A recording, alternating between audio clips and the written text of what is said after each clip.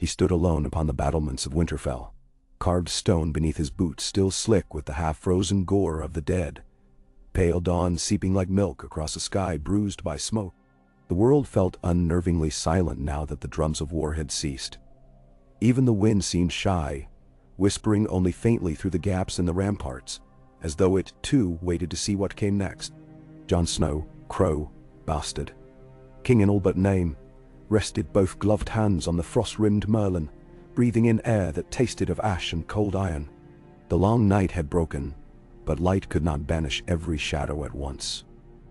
Every soul left alive groped for purpose, as though roused too suddenly from a nightmare. Jon's heart pounded with unwelcome clarity. He had slain foes beyond counting, lost good men, watched Lyanna Mormont die roaring defiance at a giant. Yet what weighed heaviest was not grief, nor even exhaustion. It was the truth he had carried in secret. The truth that radiated within him now, hot and insistent, demanding shape, demanding voice. Behind him the courtyard bustled in subdued rhythm. Stable hands wrestling with restless horses, unsullied posting new watches, northern soldiers stacking the shields of the fallen in grim cairns.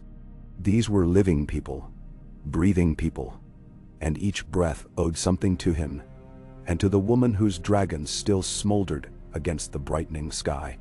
He could hear Daenerys' commands floating somewhere below, crisp, purposeful, a queen's music. He felt her presence as one feels a hearth at one's back. Warmth, but too much of it might scorch. Jon closed his eyes, remembering the cavernous darkness of the Godswood the night before. How Bran's calm words had poured like icy water upon his fevered mind.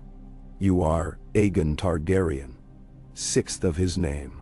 A claim is not only an accident of birth, it is a duty that rides your shoulders like a wolf cloak in a blizzard.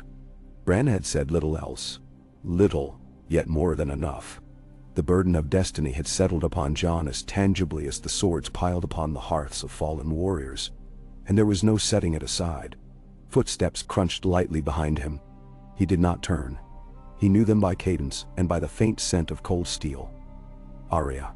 She appeared at his shoulder, her face still streaked with soot and the silent satisfaction of the one who ended the Night King.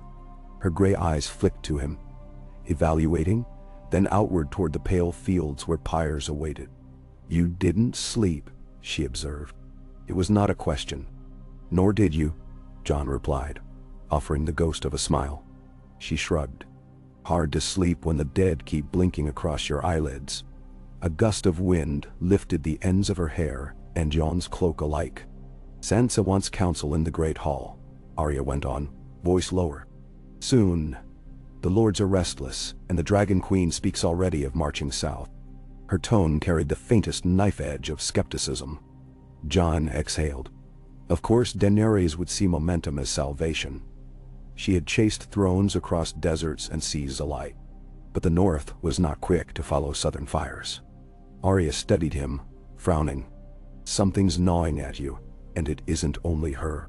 Jon met her gaze. He had rehearsed the words 100 times in his skull, yet now they clung to the roof of his mouth. But Arya was no child. She had danced with death and won. He let out a long breath, and the truth slipped free, spare and sharp. I'm not Ned Stark's son. The Slayer of Night stepped half a pace closer, tilting her head like a wolf scenting strange prey. Jon pressed on, voice low, carried away by necessity. Lyanna was my mother. Rhaegar Targaryen was my father. Bran saw it. Sam found it in the Citadel. It is fact, Arya. Silence spread, delicate as ice forming on still water. Her lashes fluttered. Then, astonishingly, her lips curved. Does it change who raised you? He shook his head. But it changes who I am to the realm. Arya folded her arms considering. Does Daenerys know? No, he said, though the word tasted weak. And Sansa? Not yet. Arya clicked her tongue. Best speak it before tongues wag. Secrets rot faster than corpses. She touched his forearm. Whatever your name, you're my brother. That's all the certainty I need. They descended together to the courtyard, weaving through soldiers who nodded or saluted. Jon felt eyes cling to him longer than before. Eyes that saw the man who led the charge against the dead, who fought side by side with a dragon. Rumors already spread, as spores find damp soil, no matter how one scours the stones. He and Arya reached the great hall doors, just as Davos Seaworth emerged, face lined with fatigue. "Lord Snow," Davos greeted, then noticed Arya and amended. "My lady," he drew Jon aside. "Her Grace means to call banners south within the fortnight. I smell flint in the air." Jon rubbed the back of his neck. "We need rest. Repairs.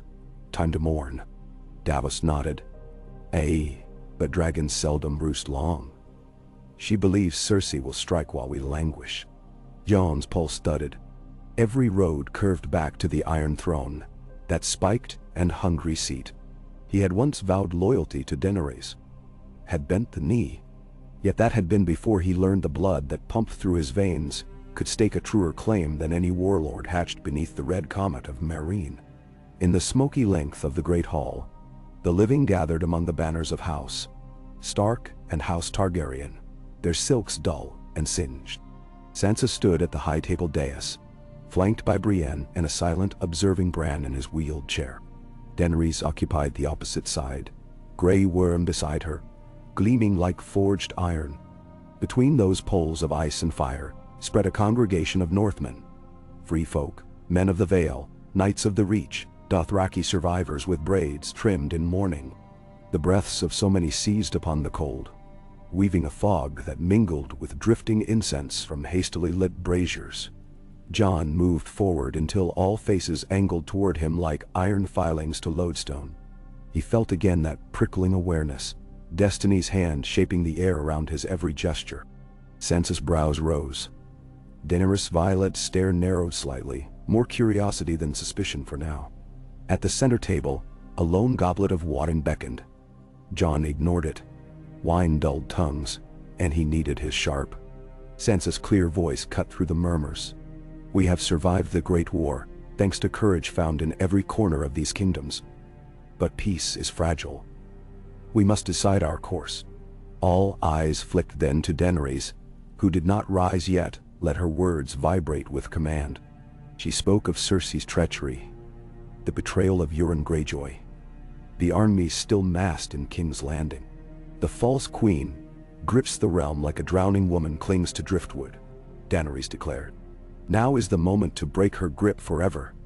I ask your swords, your banners, your hearts." A rumble passed through the hall, some cheers from her sworn, but Northmen shuffled, uncertain. Sansa folded her hands, demure but steel-spined. "The North bleeds still. Our larders are thin, our walls cracked, our children fatherless. Winter may linger months more." Daenerys inclined her head. "Winter was not kind in Essos either, Lady Stark. Yet I did not pause in my purpose." The tension coiled tighter, like a bowstring drawn by unseen archers. Jon's breath slowed. Every heartbeat thudded like a hammer forging new iron inside his chest. He stepped between the two queens. Both fell silent. The hall hushed, only the crackle of torches remained.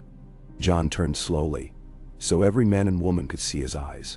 He could hear ghosts stirring in some shadowed corner, the great direwolf uneasy. Jon's voice began low, steady. "We stood together against darkness that would devour the world. We prevailed because we set aside crowns and oaths and ancient wounds.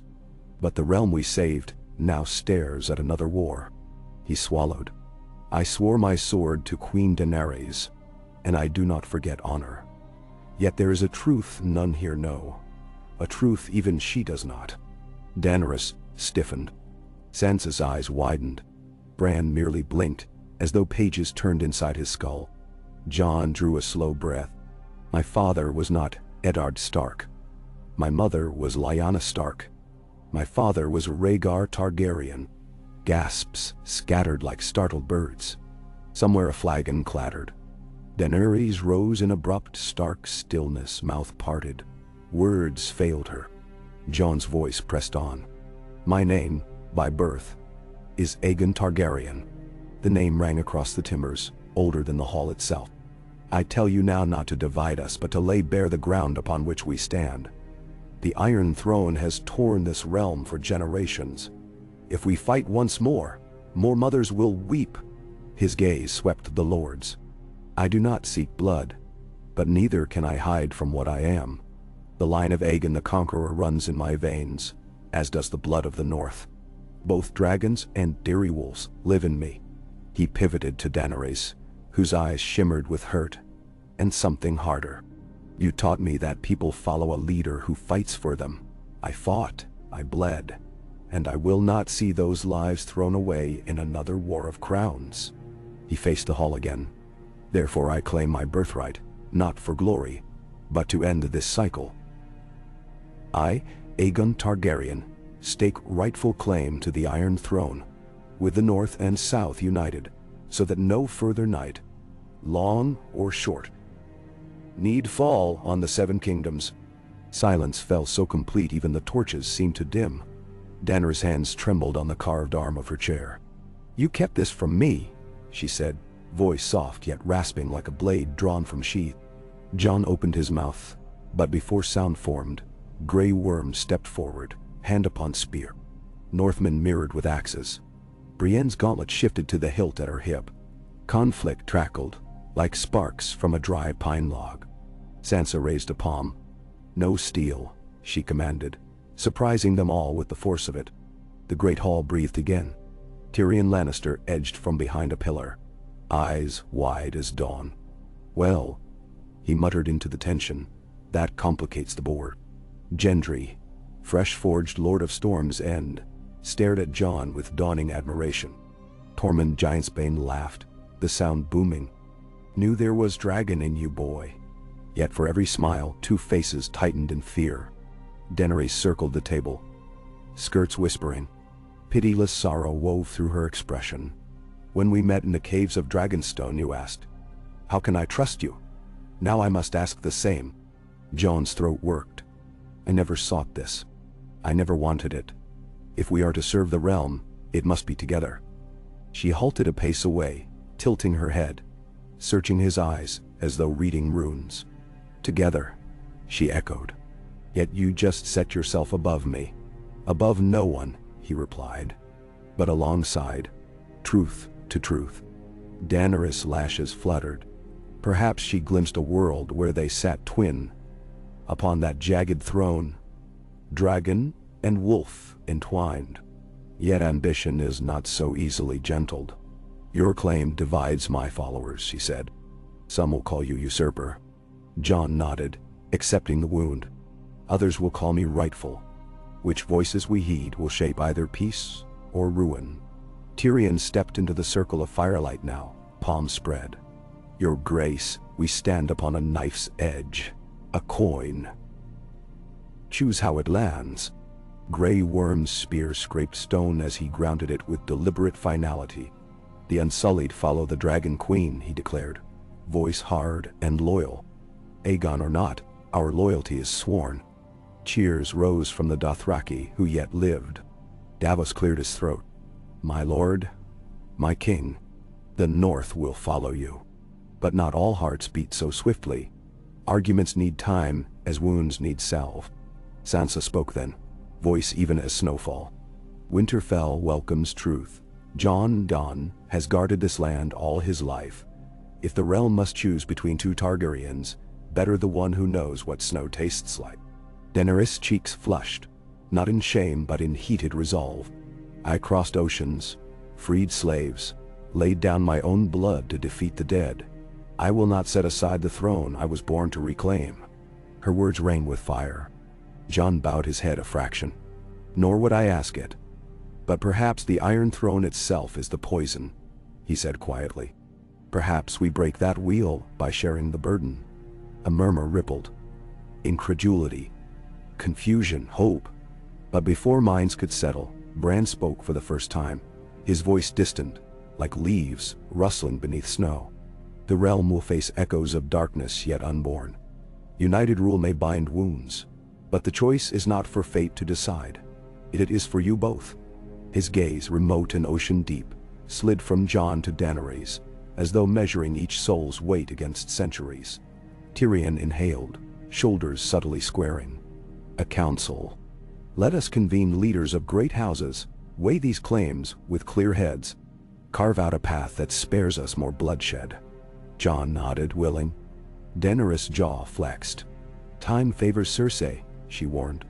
Jon met her eyes. If Cersei strikes while we deliberate, she proves herself the enemy of every living soul. That will rally lords more surely than dragons.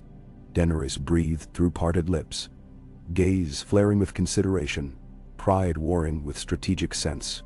At last, she looked at Tyrion, who inclined his head in silent counsel. Her shoulders lowered a breath. Very well, she said, voice thin but resolute. 7 days. We gather at Winterfell and decide. But know this, Jon Snow, Aegon. The name came jagged from her throat.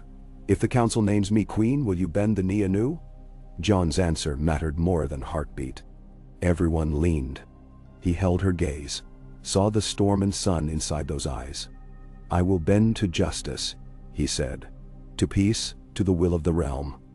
I will bend to what saves our people.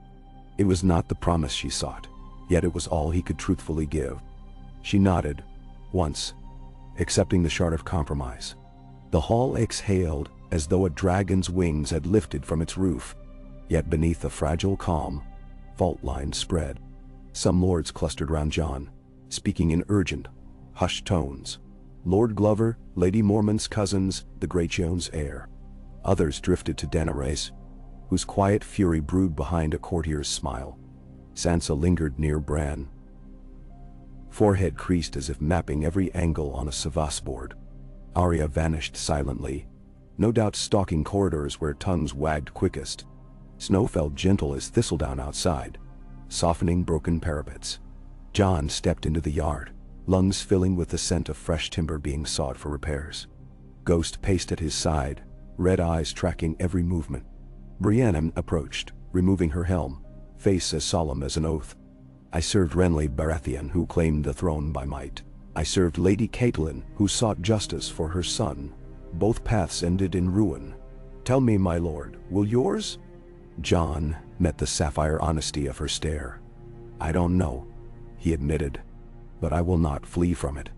She studied him another heartbeat, then inclined her head. Then you will have my sword, wherever the council points it. That night Jon found Daenerys alone in the broken godswood, dwarfed beneath the ancient weirwood's bloody leaves. Moonlight silvered the white bark, her hair shimmered ghost pale. She did not turn when he stepped into the clearing. I never cared for gods, she said, voice almost childlike. Yet here I stand praying to trees. Jon halted a respectful distance. What do you ask of them? She shrugged. Forgiveness, perhaps, for wanting what was promised to me. His breath fogged between them. You deserve more than promises. You deserve truth. She laughed softly, bitter. Truth is a sword that cuts the hand that wields it. Jon took a slow step closer. I meant to tell you sooner, but you didn't, she murmured. A brittle silence. Then she faced him, eyes glistening. Do you love me?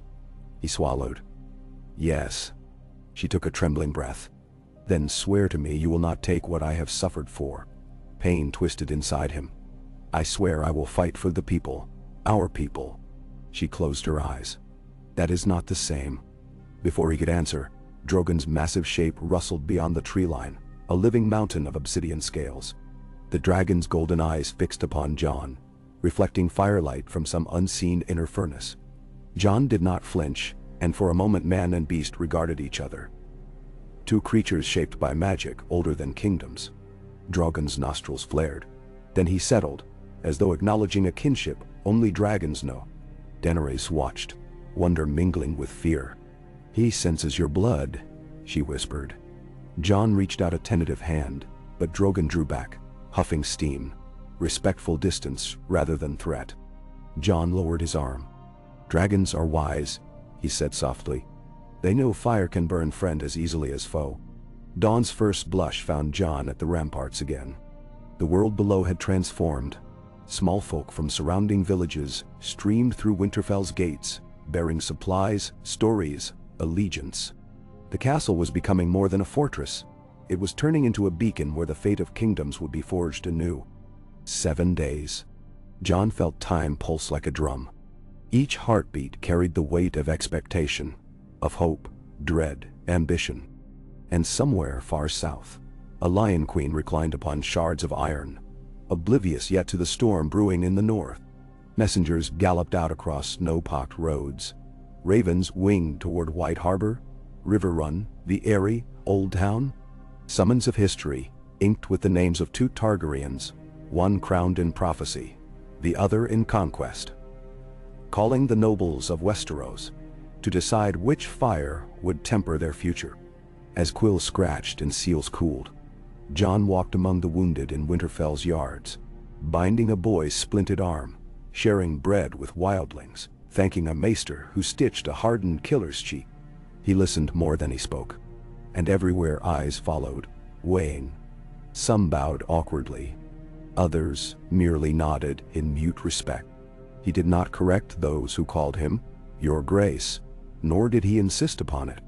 Titles mattered less than deeds, and deeds were measured in quiet moments as surely as in great battles. 2 nights later, Sansa found Jon in the crypts, kneeled before the statue of Ned Stark. Candles spat small flames in the gloom. "Father would have been proud," she said. Jon stared at the stone face whose stern kindness had defined his childhood. "Would he?" he asked. "He lied to protect me. Now his lie unravels the realm." Sansa touched his shoulder. "Lies do that, but truth can mend if wielded with care." She studied the candles, shadows dancing across her copper hair. "Daenerys will not yield gracefully. I know. Nor will she share what she believes solely hers." Jon's jaw tightened. Sansa continued, softer. "I have learned power is a game played with masks. She wears the mask of liberator, but beneath it sits the same hunger we have seen in others." Jon's eyes lifted. "You mistrust her. I mistrust anyone who claims destiny as excuse." Sansa replied.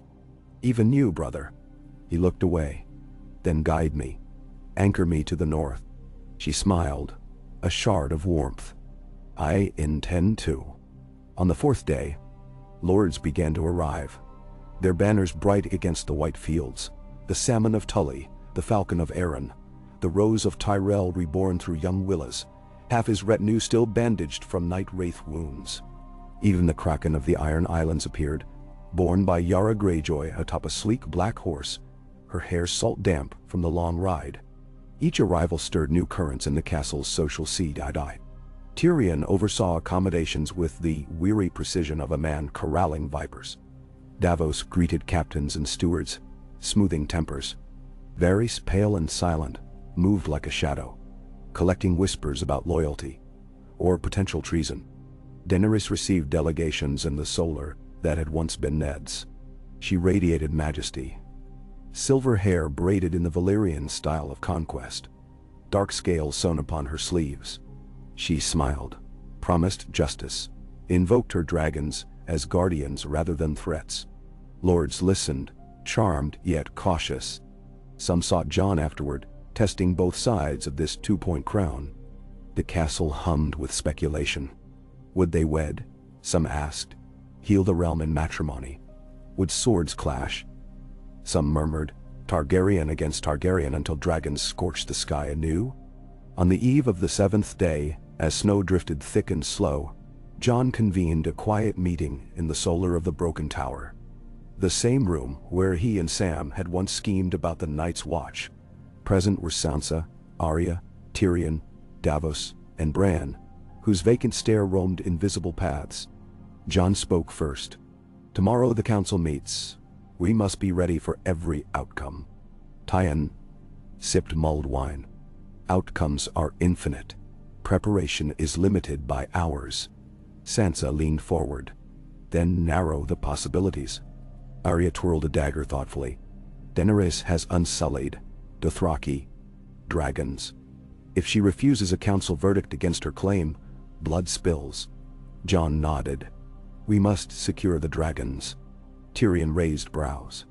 "A tall task, considering they only heed Daenerys, and perhaps you," Bran interjected. Monotone. "Dragons heed blood, but also song.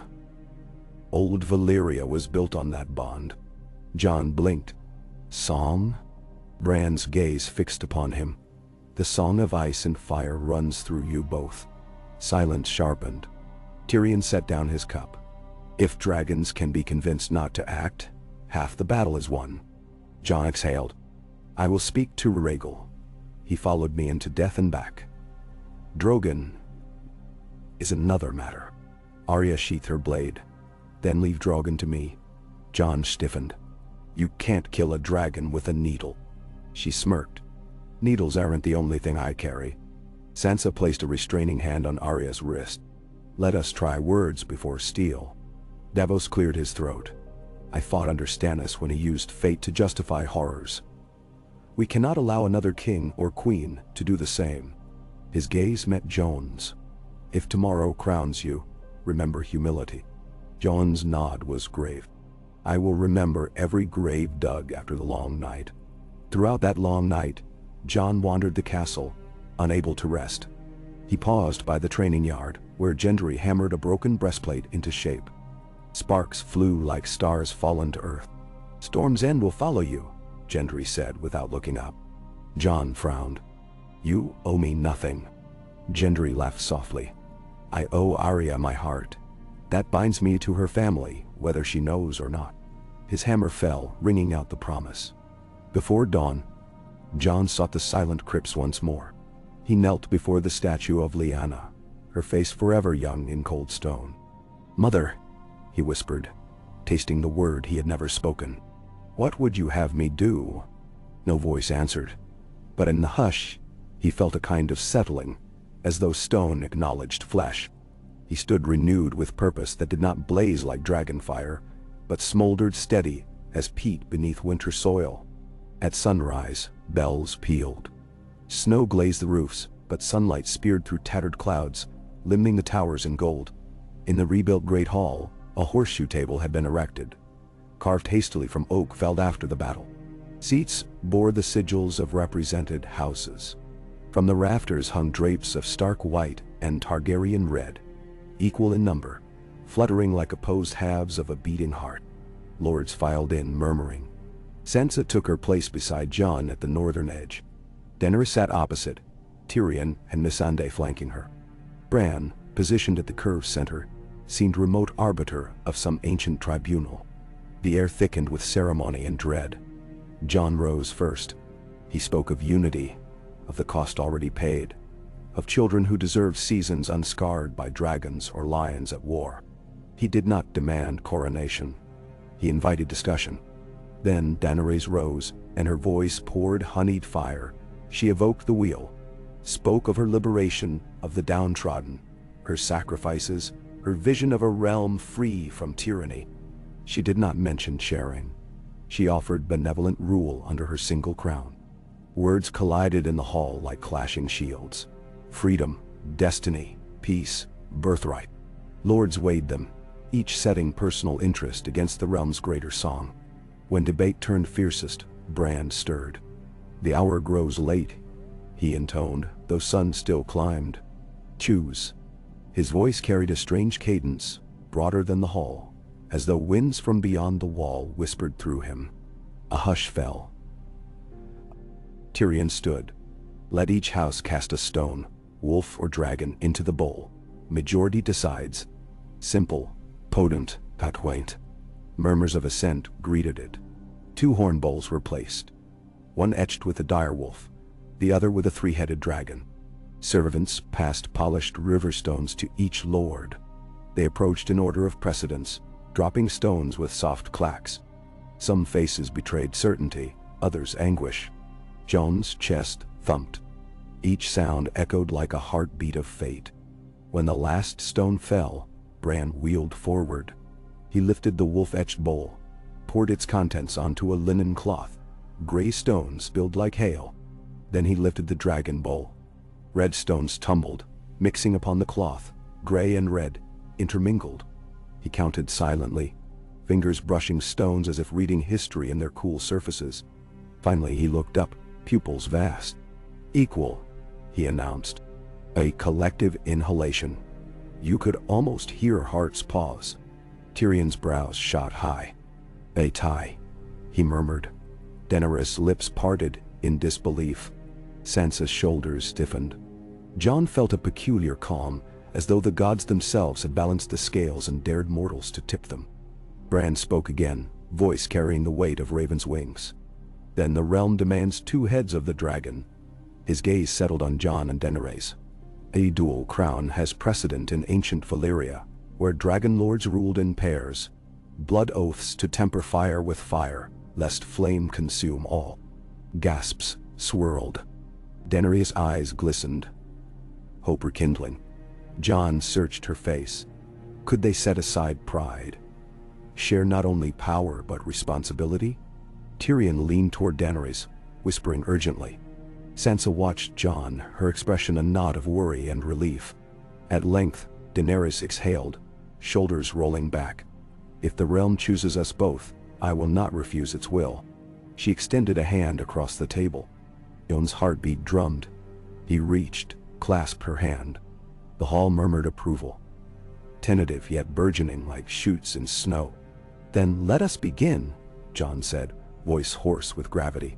"Not king and queen above the realm, but servants of it." Daenerys inclined her head. Fire and ice, woven as one. But even as applause kindled, shadows lengthened behind smiling faces. Grey Worm's gaze slid to the unsullied ranks, calculating. Yara Greyjoy's mouth twisted. An islander does not forget dragons roasting her fleet.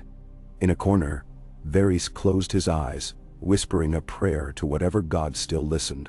And far away, in the gilded rod of King's Landing, Queen Cersei gazed northward from a terrace of the Red Keep, sipping dark wine, oblivious to new banners yet, but already scheming songs of wildfire and betrayal. Night fell upon Winterfell like ink spilled across parchment, yet within the great hall torches burned bright, reflecting in 2 crowns newly forged by Gendry's hammer, one of dark northern steel inlaid with ghostly amber, the other of pale Valyrian silver kissed with ruby. They rested side by side upon a table of weirwood and obsidian, awaiting dawn's coronation beneath the heart tree. Jon Snow, Aegon Targaryen, stood at the window, watching snowfall dance in lamplight, his breath leaving the faintest mist upon chilled glass. He felt the weight of tomorrow. Of every tomorrow that might follow. Beside him, Daenerys stepped into view, their shoulders nearly touching yet not quite. After a long silence, she murmured, "Together." Jon nodded, sensing both promise and peril bound in that single word.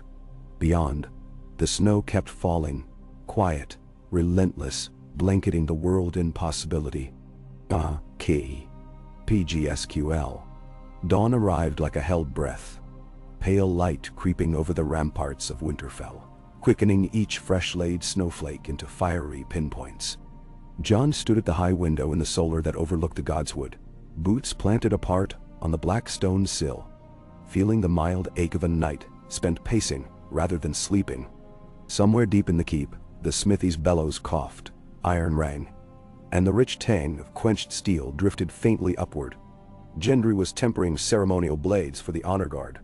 In a scant few hours, he and Daenerys would kneel beneath the heart tree, before an assembly of lords, septons, and silent sisters. And 2 crowns, wolf's iron and dragon's silver, would be set upon their brow. Yet the hush that lay across Winterfell did not feel like triumph.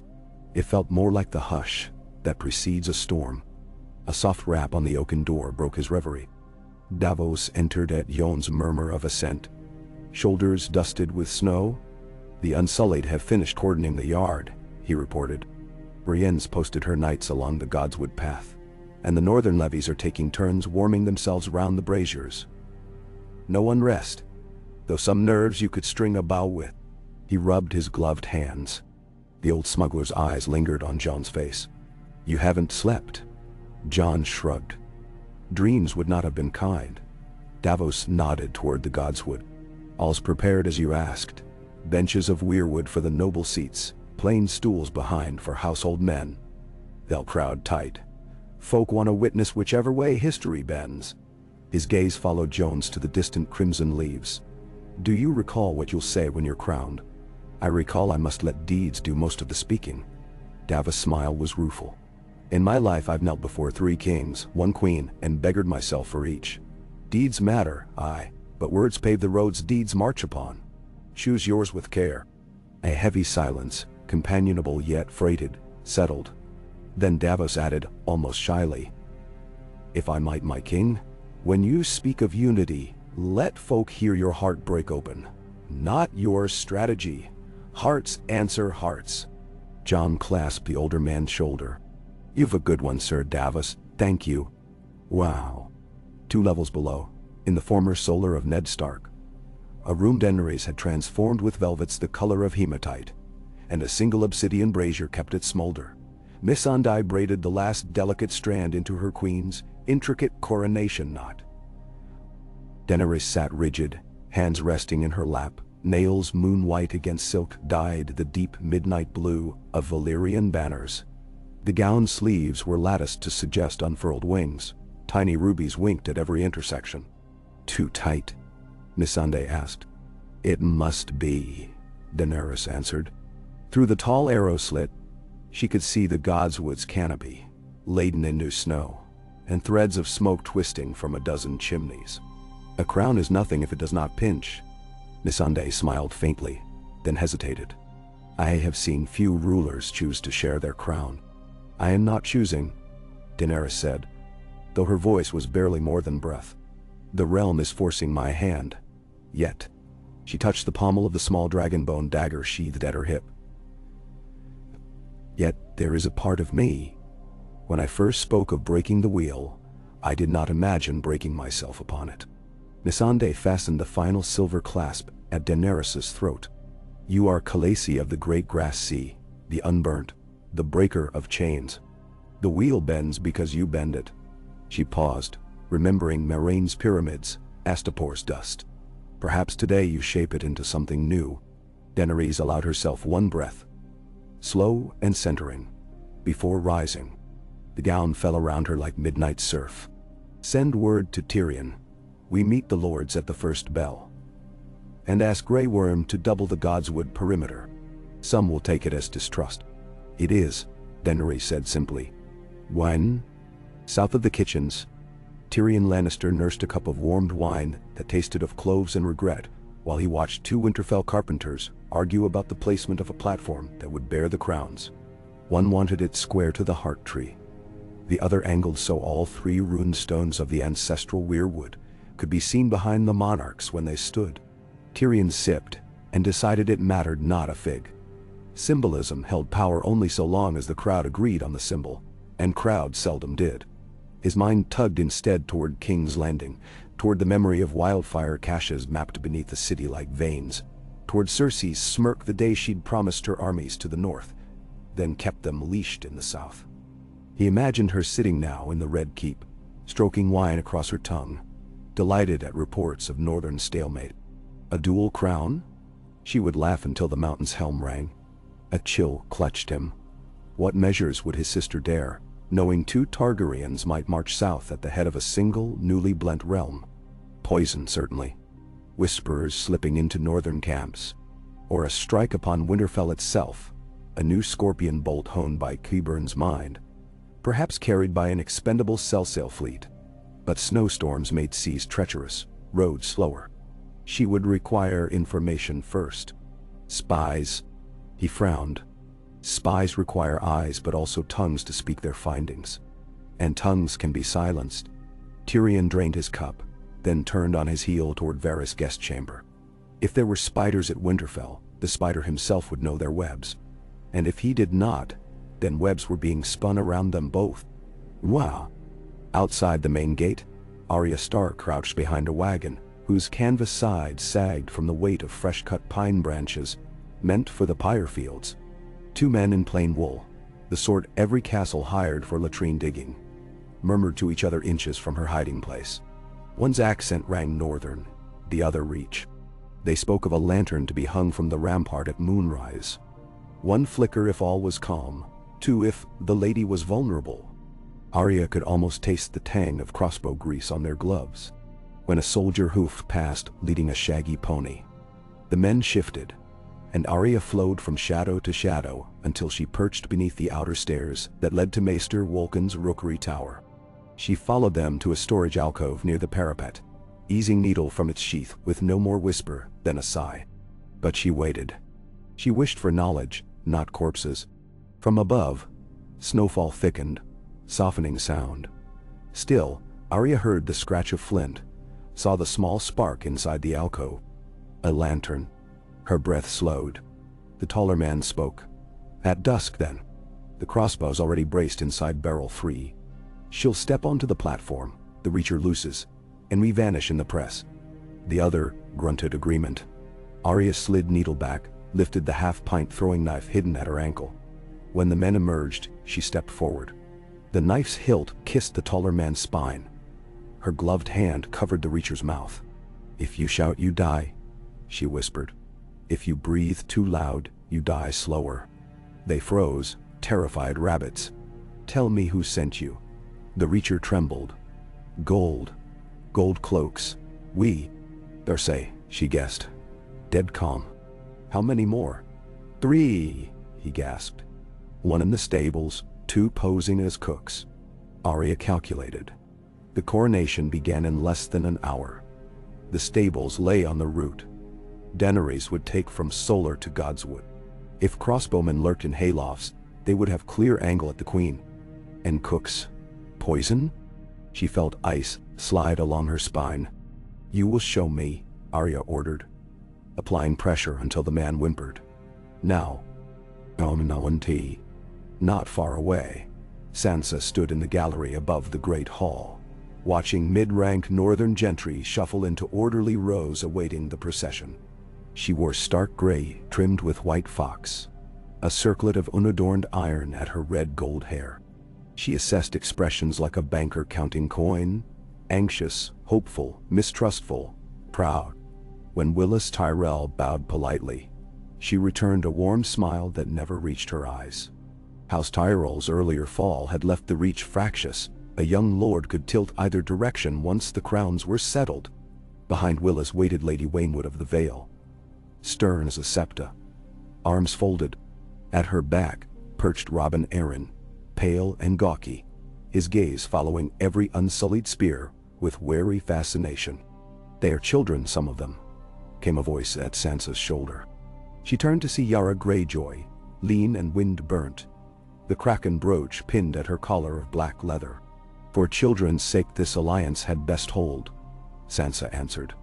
Yara tilted her head, a lock of salt-stiff hair sliding across one eye. Does the wolf trust the dragon? Sansa's pulse beat once in her throat. I trust my brother, she said. Yara's lips curved. Row C's ahead, Lady Stark. I've seen allied captains turn cannons on each other when the prize floats near. Her gaze flicked to the long tables where unsullied officers consulted maps with Stark sergeants. Keep a weather eye. Sansa offered a tight nod. She did not add that she was already keeping 2. Wow. Jon descended to the yard, clad in black boiled leather brigandine over a tunic of charcoal wool. A direwolf of unpolished bronze clasped his cloak. The cloak itself was wolfskin, white as driven snow except where faint streaks of silver threaded the guard hairs, gifts from Lady Lyanna's kin to honor her memory. Ghost padded at his heels, silent as drifting smoke. Near the gatehouse a crush of small folk waited behind a trestle barricade, craning to glimpse the man who had bled on the battlements for them. They whispered, King in the North and Dragon Wolf. Some crossing themselves, others extending bits of ribbon or cloth. Jon paused, reached over the barricade to clasp a farmer's rough hand. The man's eyes filled. Bless you, Lord, he rasped. Jon's stomach twisted. He was no deity, only a soldier caught in vast currents. Yet the people believed. Belief could birth armies or topple walls. He bowed his head to them, a promise spoken in silence. Grey Worm approached, his armor freshly blackened, helm tucked beneath one arm. Procession forms in 5 minutes, Your Grace, he said. The title clipped, reluctant. Jon nodded. My thanks, Commander. Grey Worm pivoted sharply but paused. "Dragons ready above inner yard," he added. "They fly overwatch until ceremony done." His dark eyes held unflinching loyalty to Daenerys. Jon inclined his head. "A wise precaution." The unsullied captain departed. Jon exhaled. Overwatch meant Rhaegal and Drogon circling low. Any crossbow hidden in Winterfell's maze of roofs might have a clear shot at their bellies. He considered ordering the dragons higher, but one word from him could be twisted into insult. Best speak with Daenerys first. He strode toward the solar, boots crunching new snow, ghost ranging ahead. Halfway, he spied Tyrion waving from an arch, face grave. Jon detoured. "The hand looks troubled," he greeted. Tyrion came close, voice pitched low. "Very suspect spies have breached the castle." "Cersei's most likely. How soon?" Jon asked. "Soon enough. I'd lay odds they intend disruption before noon." Jon's jaw clenched. "Does Daenerys know?" "She will shortly. I was on my way." Jon shook his head. "Let me. You find Sansa. If poison's afoot, kitchen staff must be sifted." Tyrion's brow quirked. "The Lady of Winterfell is no one's scullion." "Shall manage," Jon said. And Arya and her two trembling captives emerged from a side stair into the upper gallery of the stables. The scent of hay and horse sweat mingled with cold air. Sun shafts cut through slats, etching bars of gold across stacked feed bins. Arya spotted the crossbow. A heavy-limbed Irish cranequin perched atop a triple-height barrel. She slid a hoof-pick from a nearby tool rack, tossed it to lodge with a sharp thunk in the stable wall beside the taller man's ear. "Retrieve it," she ordered. He darted to obey, hands shaking. She signaled the other forward. "Unwind that mechanism." Quietly, the reacher moved. Down below, a groom brushed a roan stallion, oblivious. Arya noted guard rotations through the open door. Two unsullied on patrol, their formation steady and disciplined. "Good." She beckoned one with a hiss. When they looked up, she flicked a gloved finger to her lips, then pointed at the captives and the crossbow. The unsullied soldier's eyes widened. He nodded once and slipped off. Moments later, Grey Worm himself strode in. Arya offered him the two bound men, wrists lashed with the groom's halter rope. "Cersei's spies," she said. Grey Worm's gaze hardened. "You are certain?" Arya gave a fox smile. "Ask them, but be quick. The Godswood might hide more." Grey Worm called two spearmen, who hauled the prisoners away. He turned back. "You saved life of the queen." Arya tilted her head. "I saved lives of everyone who'll stand near her. That includes my brother." Grey Worm nodded. Respect plain despite caution. Unsullied will sweep keep again. Sharper. Arya's dagger spun across her knuckles. "I'll sweep too," she said, and vanished like mist. When Daenerys met Jon in the corridor outside her chamber, attended by Missandei and an unsullied banner-bearer. Her breath steamed lightly in the chill. Jon bent his knee, more a gesture of courtesy than fealty, and straightened. "Spies," he said without preamble. "Arya captured two in the stables. She thinks others hide among the cooks." Daenerys' eyes narrowed. "Cersei," she whispered. Jon nodded. Grey Worm sweeping the keep. "But until we're sure. Until we're sure, I will not trust a morsel of food nor a drop of wine," she finished. She laid a hand on his arm. "Have they named their goal?" "A crossbow set in the stables aimed toward your procession route." Arya stopped it. The corridor's torches guttered. Daenerys exhaled. "To be slain in the north by Lannister gold. Irony my ancestors would savor." She lifted her chin. "But we will not hide. We will not cower. Let them see a dragon does not flinch." She touched Jon's cheek with gloved fingertips, then withdrew. "I must speak with Tyrion." "Go," Jon urged. "I'll join you once the kitchens are secure." She strode away, skirts whispering. Unsullied at heel. Jon turned, catching Missandei's concerned gaze. "Keep her close," he told the Enete woman. Missandei nodded solemnly. "Gino." The Godswood stood hushed, its pool glazed thinly with ice that glimmered like mirror glass. Benches formed concentric arcs inward, the foremost reserved for great houses, the outer for captains and maesters. At the heart tree's gnarled roots, a circular dais waited, ringed by new-cut pine torches, unlit for now. 2 identical tripods held the crowns. The dark iron wolf circlet, and the Valyrian silver dragon band.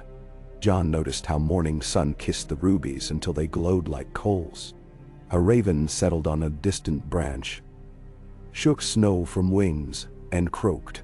Bran appeared then, wheeled by Podrick along the shoveled path. He looked to Jon as though greeting him across centuries. "Time gains us all, but some moves remain ours," Bran said, voice mild. Jon touched the head of Bran's chair. "Do you see danger?" Bran's eyes fogged momentarily. "All thrones draw blades. But today, look not for knives behind you. Look for trembling hands and plain sight." Jon frowned, but Bran's gaze faded to remote calm again. "Gar." Sansa, meanwhile, moved through the kitchens like a poised storm. She ordered every cook to line up, inspected hands and sleeves for powder or vials. Hot stew cauldrons bubbled, filling the air with carrot and venison. "Taste it all," she commanded. The head cook looked scandalized but obeyed. Ladles dipped, spoons clinked. A sweating sous chef twitched at the wrists. Sansa's eyes narrowed. She stepped closer. "Your hands shake." He swallowed. "Nerves, m'lady. First time cooking for a queen." She nodded slowly, then motioned to Brienne, who stood sentinel near the door. "Escort this man to Maester Walken.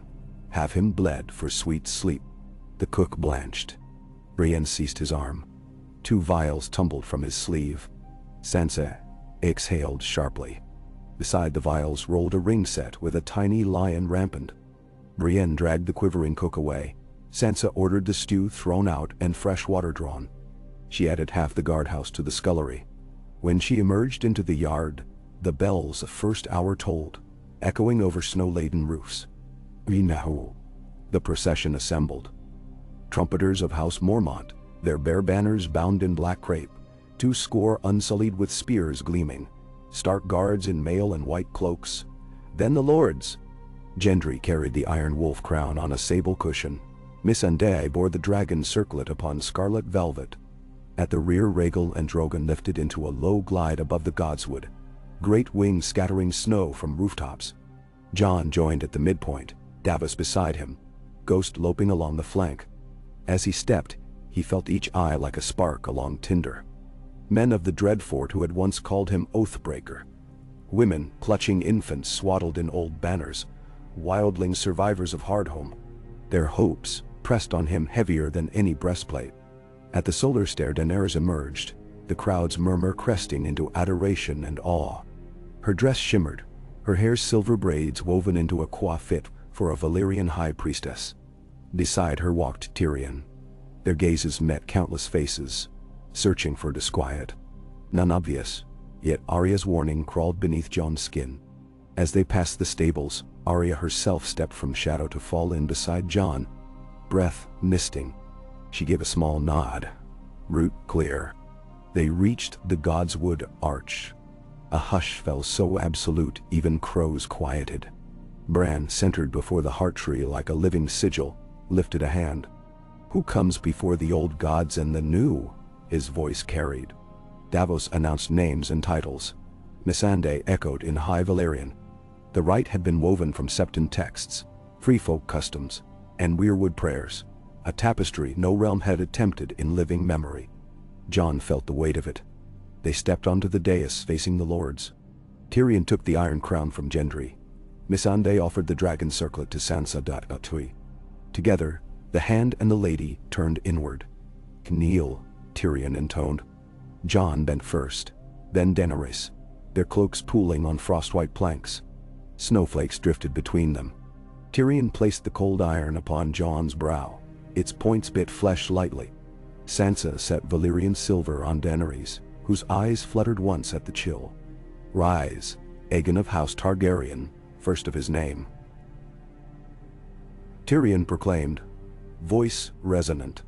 "Rise, Daenerys of House Targaryen, first of her name." They stood together. Applause rippled, unsure at first, then swelling. Wolves howled beyond the walls. Above, Drogon trumpeted, wings tilted. Jon raised a hand, the palm outward, a gesture for calm. The cheer ebbed. He began to speak, and Bran gasped. A small sound, but shocking for its rarity. His hand jerked, eyes rolling white. The thin ice on the pool cracked like a pistol shot. Jon, bunchpun. Bran's stare had gone entirely milky, pupils vanished. Bran! Sansa cried, rushing. Podrick caught the collapsing chair. Bran convulsed once, then stilled, breathing ragged. Silence shattered under a deeper roar. Not Drogon, but Rhaegal. Shrieking pain. Lord Jon Royce pointed skyward. Black feathers streaked a green flank. Hissing smoke curled from a quarrel lodged between scales below the wing. A second bolt tore the air, narrowly missing Drogon, and smashing into a turret with stone-splitting force. Screams erupted. Unsullied shields flew up. Jon's sword was half drawn before thought. He scanned ramparts. On the western wall, a scorpion had been unmasked, pivoting for another shot. Bannerless men scrambled to load the windlass. Grey Worm shouted orders. Daenerys stepped to the dais edge, eyes aflame. "Dracarys," she commanded. Drogon banked, mouth spilling orange. The scorpion crew flailed. Flame engulfed them, device and men turning to cinders. But Rhaegal dipped, laboring. Crimson drops rained upon white snow. Jon turned toward Bran, but the boy's gaze snapped suddenly clear. Below, Bran croaked, voice cracking. "Crypts." He seized Jon's wrist with surprising strength. "To the dead." Sansa paled. "What?" Bran shook his head, sweat beading. "Poison. Under. Roots." Missandei's hand flew to her mouth. Jon's mind raced. Under roots? Under the heart tree? The pool. He thrust the crown at Davos. "Guard them." He barked, then sprinted, ghost leaping ahead. The dais edge opened onto steps descending between roots toward a small service door, cut in the stone of the old crypt walkway. Few knew it existed. Jon did from boyhood explorations. Snow had drifted against it, but a set of tracks, freshly swept, marked where someone had labored earlier. Jon kicked the latch. It clanged open. Torch in hand, he plunged into dank gloom. The passage funneled into the older crypt levels, where stark kings of the Dawn Age slept. Torchlight scudded across carved faces. At the fourth alcove he smelled it. Acrid, chemical, familiar from supply wagons, lamp oil and wildfire. A half-full cask squatted among ancient bones, its burn rune freshly carved. Jon's stomach roiled. One spark from Bran's ceremonial torches above, and the entire heart tree might have ignited in green fury, taking half the godswood and everyone upon the dais. Footsteps behind. Arya. "Seven hells," she muttered, eyes wide. Jon knelt, hands steady. "Fuse." She pointed. A thin trail of oil threaded up the stair seam, stopping 3 treads below daylight. Arya produced a water skin. "Not enough," Jon warned. Wildfire laughed at water. He ripped the wolfskin cloak from his shoulders, smothered the cask's lid. "Fetch wet sand," he ordered. Arya darted off. Jon tamped cloth around the cask's rim, sealing vent holes. His pulse boomed. Any friction might doom them. Moments stretched. Finally, Arya returned, lugging a bucket heavy with half-frozen sand. Together, they heaped it atop the cloak, pressing until oil seep overflow ceased. Jon exhaled, lungs shaking. "If crossbows failed, she meant to light this," Arya said grimly. Jon nodded. He recalled Bran's seizure. Some vision had warned them in the instant. "Bless the gods for him," Jon whispered. They ascended. Above, relative calm had returned. Lords huddled in anxious knots. Unsullied ringed the perimeter. Rhaegal flapped sluggishly overhead but remained aloft. Snowflakes extinguished the last embers on the western wall. Daenerys met Jon halfway, eyes reflecting stormfire. "A scorpion inside our walls," she breathed. "And Bran? Alive." He saw another threat. Wildfire under us. We secured it. He told her swift details. Daenerys' mouth set rigid. Cersei's reach is longer than we guessed. She turned, gaze sweeping the shaken assembly. Let it be known, the Lion Queen's treachery has stained holy ground. Today's blood steals tomorrow's march. Jon placed a hand on her forearm. We must not answer treachery with terror, he said quietly. A flicker, hurt or anger, jumped in her violet eyes. A dragon answers in fire, she said. He gentled his voice. A new dragon may answer in something finer. She stared, conflict raging, then drew a breath, the lines of her shoulders easing a hair's breadth. Tyrion, Sansa, Davos, and Grey Worm converged. Tyrion spoke first. We caught 2 more infiltrators near the kitchens. Under questioning, they named contact. A sellsword called Bennis quartered at Torrhen Square, paid by Euron Greyjoy with Lannister gold. Jon blew out air. Theon's sister cursed softly. Sansa's gaze met Jon's, steely. This changes nothing, she said to the counselors within earshot. If anything, it strengthens the need for unity. Murmurs of assent rippled. Bran, pale but composed once more, rolled forward, Podrick steadying the chair. The wildfire's contained, he stated, but there are ripples yet unseen. We must act swiftly before the next wave strikes. Jon looked to Daenerys. She nodded, clasped his hand before all. Together. Endeavor. Afternoon waned beneath chill sunlight. In the solar, a council gathered. The royal pair beside the hearth, Tyrion and Sansa flanking, Davos, Yrra, Willis Tyrell, Robin Arryn, Gendry, Grey Worm, Varys, and Brienne forming an uneven semicircle. Rhaegal rested outside the nearest tower like a slumbering hill. Drogon circled beyond the walls at intervals, a black moat against clouds. Tyrion set a map across the oak table. King's Landing retains roughly 20,000 men. Gold Company, Lannister remnants, city garrison. Euron's fleet holds Blackwater Bay. Qyburn scorpions line the walls. He slid markers. We possess 14,000 unsullied, perhaps 6,000 Dothraki, 9,000 Northmen fit for march, and assorted contingents from Vale, Riverlands, and Reach. Dragons we count as 3 divisions each. Jon studied deployments. Rhaegal is wounded, he reminded. We dare not fling him at scorpions prematurely. Daenerys nodded agreement, hand resting on table edge. Tyrion's gaze flicked to Varys.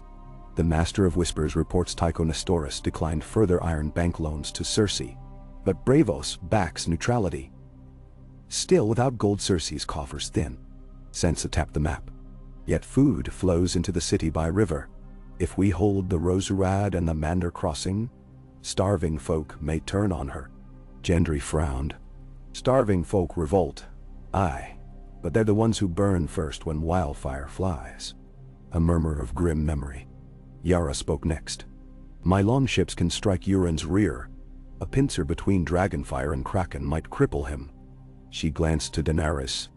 If your grace will loose Drogon east of Blackwater, I'll take the inside run. Daenerys considered, eyes narrowing thoughtfully. Grey Worm raised a fist to chest. Unsullied spearhead Siege, shielded by dragonstone mantlets. Dothraki hairy flanks. Northmen breach city once scorpions down. Simple, Tyrion sighed. Simple on parchment. Through it all, Bran sat silent until conversation lulled. Then he spoke. I have looked along the threads that bind us forward. Blood will flow no matter how careful the blade. But the shape of victory may be altered by mercy, shown at the tipping point. His gaze fixed on Daenerys. Beware the taste of ash. A hush. Daenerys' lips parted, but she said nothing. Jon ventured. We hold ourselves to the promise made today. Whatever answer we give Cersei, it must not break the realm we hope to mend. At that moment a knock. Podrick entered with a sealed raven scroll. From White Harbor, my lords. Jon slid it, scanned. Lyanna Stark's cousin Jory reports a Lannister agent arrested with black banners bound for Last Hearth. Another plot. He handed letter to Tyrion. The realm's veins crawl with vipers, Tyrion muttered. Daenerys rose, turning to the window. Snow drifted but sunfire glinted off tower glass. She addressed the room without turning. 7 days we granted ourselves to decide, and the days are fled. The realm chose 2 heads, but our enemy still sits on the throne of swords. She pivoted. Skirt sign. We march south at first thaw. In the meantime, Winterfell becomes forge and hilt. Knights of the Vale drill beside Unsullied. Northern smiths shore the dragon-scale girders for mantlets. Reach granaries send bread north for men, east for small folk along our route. We wage this campaign not as conquerors but as custodians of the realm we would inherit. Bemai. She held their gaze, letting quiet settle. Then, no lawless reaving, no burning of fields that feed innocence. Any soldier who breaks these commands faces dragonfire.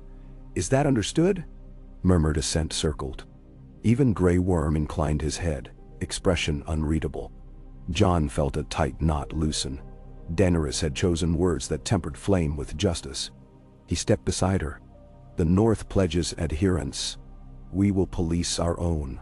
Sansa nodded curt approval. Tyrion cleared his throat. Then logistics. We require surgeons trained in citadel methods. Willis can spare healers. The Vale perhaps septons. Discussion spiraled into detail. Wagon allotments, messenger hawk rotations, schedules for catapult assembly. Jon listened, adding insight where the wall's supply chain had taught him. Throughout, he felt the prick of the crown against his brow. Twice he touched it, half expecting it to melt and run like ice. But it remained. That night torches blazed in the halls as minstrels coaxed tentative music from lutes. The coronation feast had been postponed until morning, yet cooks set out bread, cheese, roasted boar. Jon sat at a small side table with Davos and Brienne, sharing quiet drink. From the dais Daenerys spoke in soft tones with Missandei and Tyrion, her laughter rare but real. Jon watched the shape of her smile, saw weariness in the corner of her eyes, and loved her not for crowns, but for the faint tremble she hid under resolve. Arya slipped onto the bench beside him, sliding a flask. I brewed this with hot pie once. It'll curl ghost fur. Jon chuckled, took a cautious sip, blackberry cordial with a wicked kick. He met her gray eyes. Thank you, he said simply. She shrugged. Killed some rats today. Meaning spies. Still more? Always, she agreed. Sansa approached, Brienne rising to yield room. Sansa sat, folded her hands. When we ride south, I intend to remain here and govern the north. Jon nodded. I'd hoped you would. She studied him. Be careful, Jon. Cersei fights with venom, and Daenerys. She hesitated. She walks a blade edge between light and shadow. Jon's gaze returned to the silver-haired queen. We all do, he said. Sansa's lips tightened. Some edges. Sharper. He reached, squeezed her fingers. I will guard her path as well as I can. Pendant. Midnight, Toddy. Snow sighed along steep roofs, slackening. In the rookery, Varys penned secret letters, the scratching quill echoing in cold stone. By his elbow a single candle guttered. Each parchment bore the sigil of the realm, each line the same stark statement. Aegon Targaryen lives, rightful heir, now crowned in the north. He sprinkled sand, let ink set. Then he folded and sealed them, wax gleaming like congealed blood. They would fly at dawn to Dorne, Storm's End, Old Town, the fingers of every power yet unaligned. He paused before the last scroll. Candlelight framed his bald head in trembling aura. He wrote a different line. The dragon has 2 heads, seek the third. He sealed it without signature. And far below, in a neglected tower long given to swallows, the captured cook lay bound, guarded by 2 stark soldiers. Qyburn's poison phials now rested in a satchel on the table, glowing faintly green. The cook writhed, eyes wild. Suddenly his face stilled. He began to convulse. Foam flecked his lips. One guard cursed, rushing. But the man was dead before bonds loosened. In his mouth they found a sliver of obsidian, dragon glass, hollowed and filled with pale paste. A built-in fail-safe. Gandia. Dawn touched Winterfell's battlements with blush gold. Townsfolk awoke to banners decking the walls. wolf and dragon entwined on new field. A dire wolf rampant before 3 interwoven heads, stitched overnight by winter town seamstresses. Children pointed, laughing. Bells chimed second hour, bright and hopeful. In the godswood Bran returned to the pool, alone. He placed his bare palm against the heart tree's trunk. Red sap wept like tears where the faces centuries past had been carved. "The tide has shifted," he whispered to the quiet woods. Ravens clustered on branches above, feathers ruffling. Bran's pupils dilated until definition vanished and only white remained. He saw roads muddied by thaw, columns of soldiers cresting southern ridges. He saw a lion's golden crown tumble down red-soaked steps. He glimpsed green wildfire blossoms erupting beneath a city's domes, and another image overlaying it. Faint but urgent. Children, hundreds, fleeing through broken gates while bells clanged a mournful peal. 2 futures, each ablaze in its own hue. Choices branching like veins. Bran blinked. Frost clung to his lashes. "Mercy," he whispered to the tree. "Or ruin." Wind answered with a rustle of blood-red leaves. Behind him, footsteps crunched. He turned to find Tyrion studying him. Expression unreadable. "I should fear what you see," Tyrion said quietly. "Only if you intend to ignore it." Tyrion considered that, then inclined his head. "In that case I shall ask again shortly. Over wine. I reason more clearly when fear walks beside me." He spun his cloak and retreated, boots leaving neat prints. Bran watched and thought of wheels. Some built of iron, some of bone, and the hands now steadying their spokes. Perhaps they would hold, perhaps not. But in the heartwood grain of the weirwood, he glimpsed still another fork, slender as a sapling.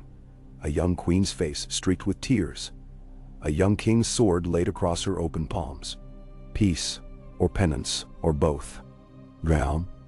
By late morning, ravens flapped southward bearing various tidings. Black wings beat across bright sky. In King's Landing, Qyburn scowled at an empty rookery perch, scribbling calculations for heavier scorpion bolts. In Dorne, a boy prince studied a scroll and smiled, seeing chance to bargain.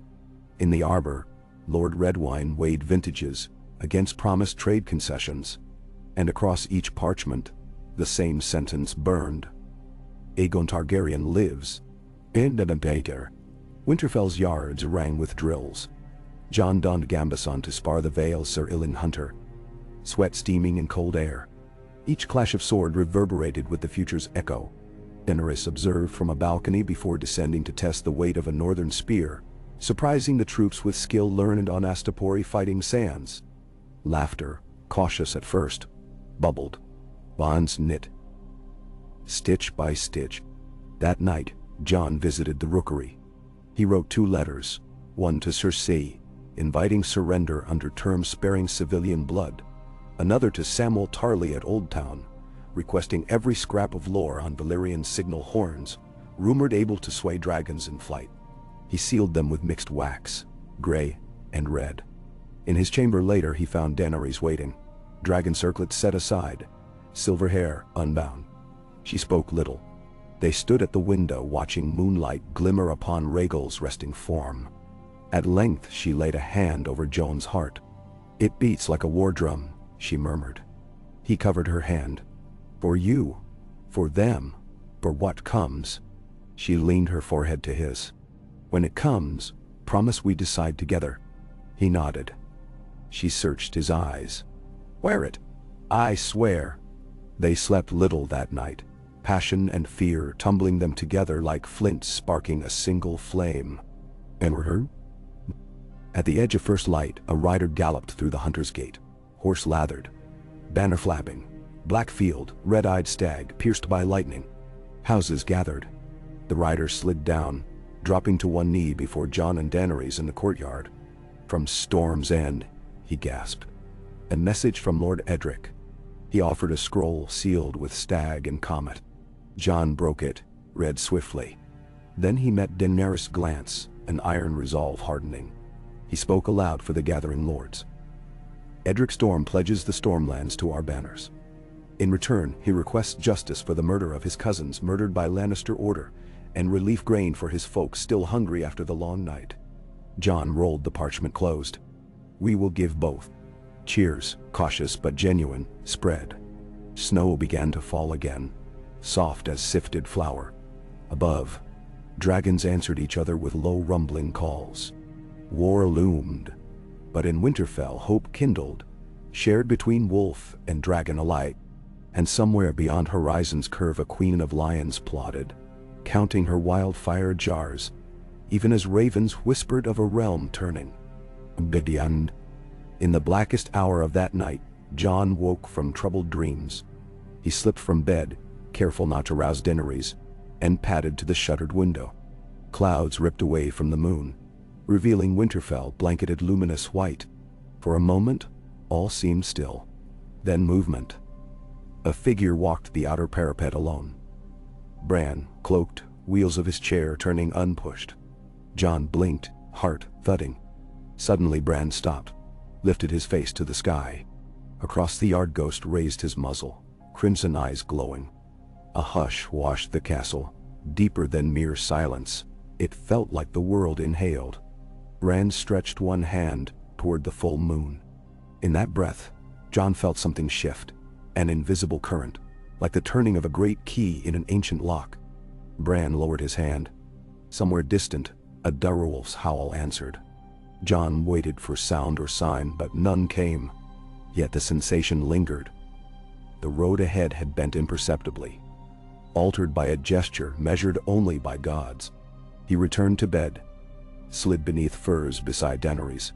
She stirred, half awake. "What is it?" He pressed his lips to her hair. "Just the wind shifting," he murmured. She hummed, drifted back to sleep. Jon stared at the rafters until gray dawn crept, thoughts looping between promise and peril. Tomorrow, they would begin drilling siege orders, rationing oats, melting catapult frames from the wreckage of the long night. Soon, they would march. Yet, for one fragile heartbeat, nestled in the hush of Winterfell, two crowns rested side by side on a table of weirwood and obsidian, and the realm, battered but breathing, lay poised between nightmare remembered and dream not yet born. Outside, fresh snow fell, covering bloodstains, smoothing scars, quieting every echo of the dead. Under that gentle hush, a new song waited, its first notes written in the mingled tracks of wolf and dragon, winding south toward fate. A.K.P.G.S.Q.L. Snowmelt dripped from Winterfell's black slate eaves in timid rivulets, each drop catching early light as if the dawn itself fragmented and fell back to earth. Spring. It crept onto the wind like a rumor, far too shy to spread real warmth yet bold enough to send birds flitting between the budding branches of the godswood. Smithy fires still burned night and day, and the hammer's cadence rang constant, but the edge of desperation in that sound had dulled. A rhythm of purpose replaced frantic need. Spearheads, breastplates, hinges for collapsible mantlets. The plates to shield scorpion crews against arrow storms. Men drilled by torch when daylight failed. Women gathered wool scraps into makeshift bandage rolls. Children learned to carry pails of water to wherever sparks leapt dangerously close to straw. In every corridor, Jon and Daenerys, twin banners, shivered together, threads newly stitched yet already fraying at the raw edges, a reminder that unity, like any cloth, required ceaseless mending. On the third morning after the thwarted assassination, Jon left the castle's east postern before sunup, flanked only by Ghost and Ser Davos, and crossed the outer ward where sentries stamped cold from their boots. Outside the gate, 200 Northmen awaited inspection. Karstarks, Mormont cousins, men of House Serwyn, their armor mismatched but serviceable. Most bore broad-headed spears and short axes, good for close fighting against shield walls, poor against scorpions and mounted archers. They stood in uneasy silence until Jon lifted a gauntleted hand.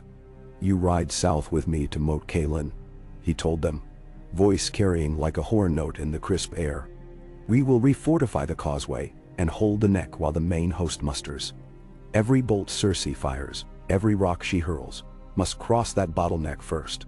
We will dig ditches, raise palisades, build watchtowers and beacon fires, You may think that work dull, but 10,000 lives may hang on how well you tamp a pallet.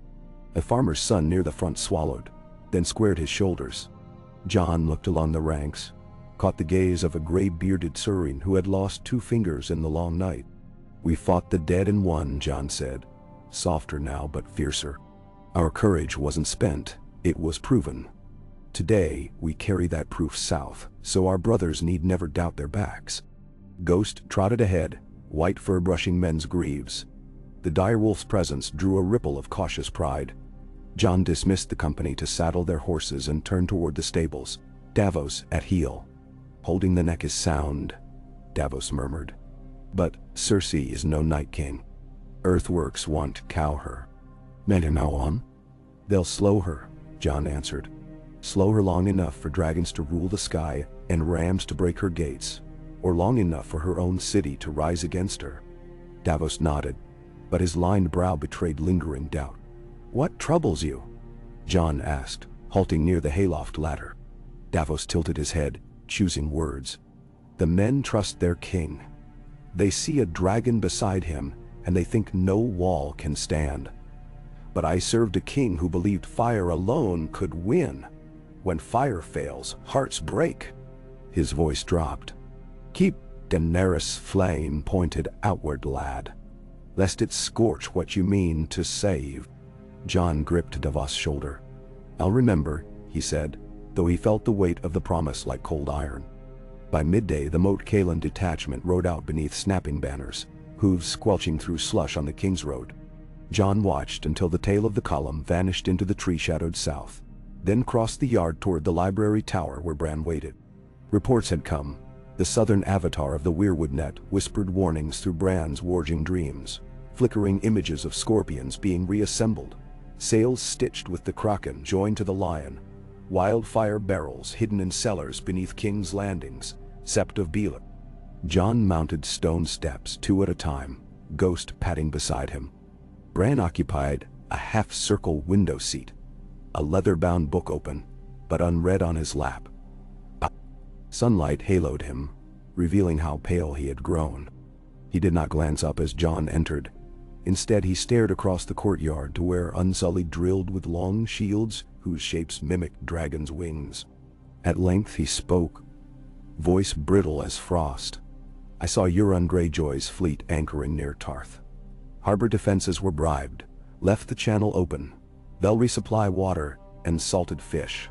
Then they sail to the mouth of Blackwater Bay in 6 days. Jon frowned. We can harry them with Yara's longships, strike while they resupply. Bran's eyes flickered. You might burn 3. Not enough.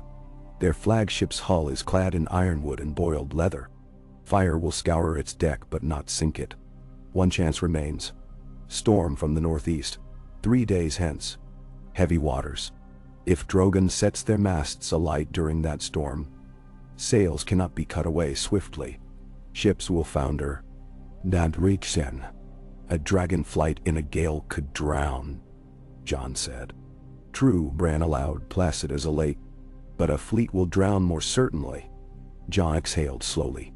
Tell me everything you saw. Every rock, every shoal. Bran described the cove's shape, the prevailing winds, where Euron paced the quarterdeck wearing plated armor etched with concentric octopus rings. Jon listened, committing details to memory. At the end, Bran closed his book, though his fingers remained pressed between the pages. I envy you, he said quietly. Envy? Jon echoed, startled. Bran's head tilted, as if the thought still surprised him. You act. I only observe. Threads weave themselves whatever warnings I whisper. I am necessary perhaps, but never sufficient. For the first time since the long night, Jon heard the boy he once knew slip past the oracle's mask. Jon knelt. You saved us at the Godswood. You'll save others yet. Bran's gaze slid toward Ghost, who sat with tail curled neatly over his paws. Maybe. Then Bran's manner glazed again, remote and distant.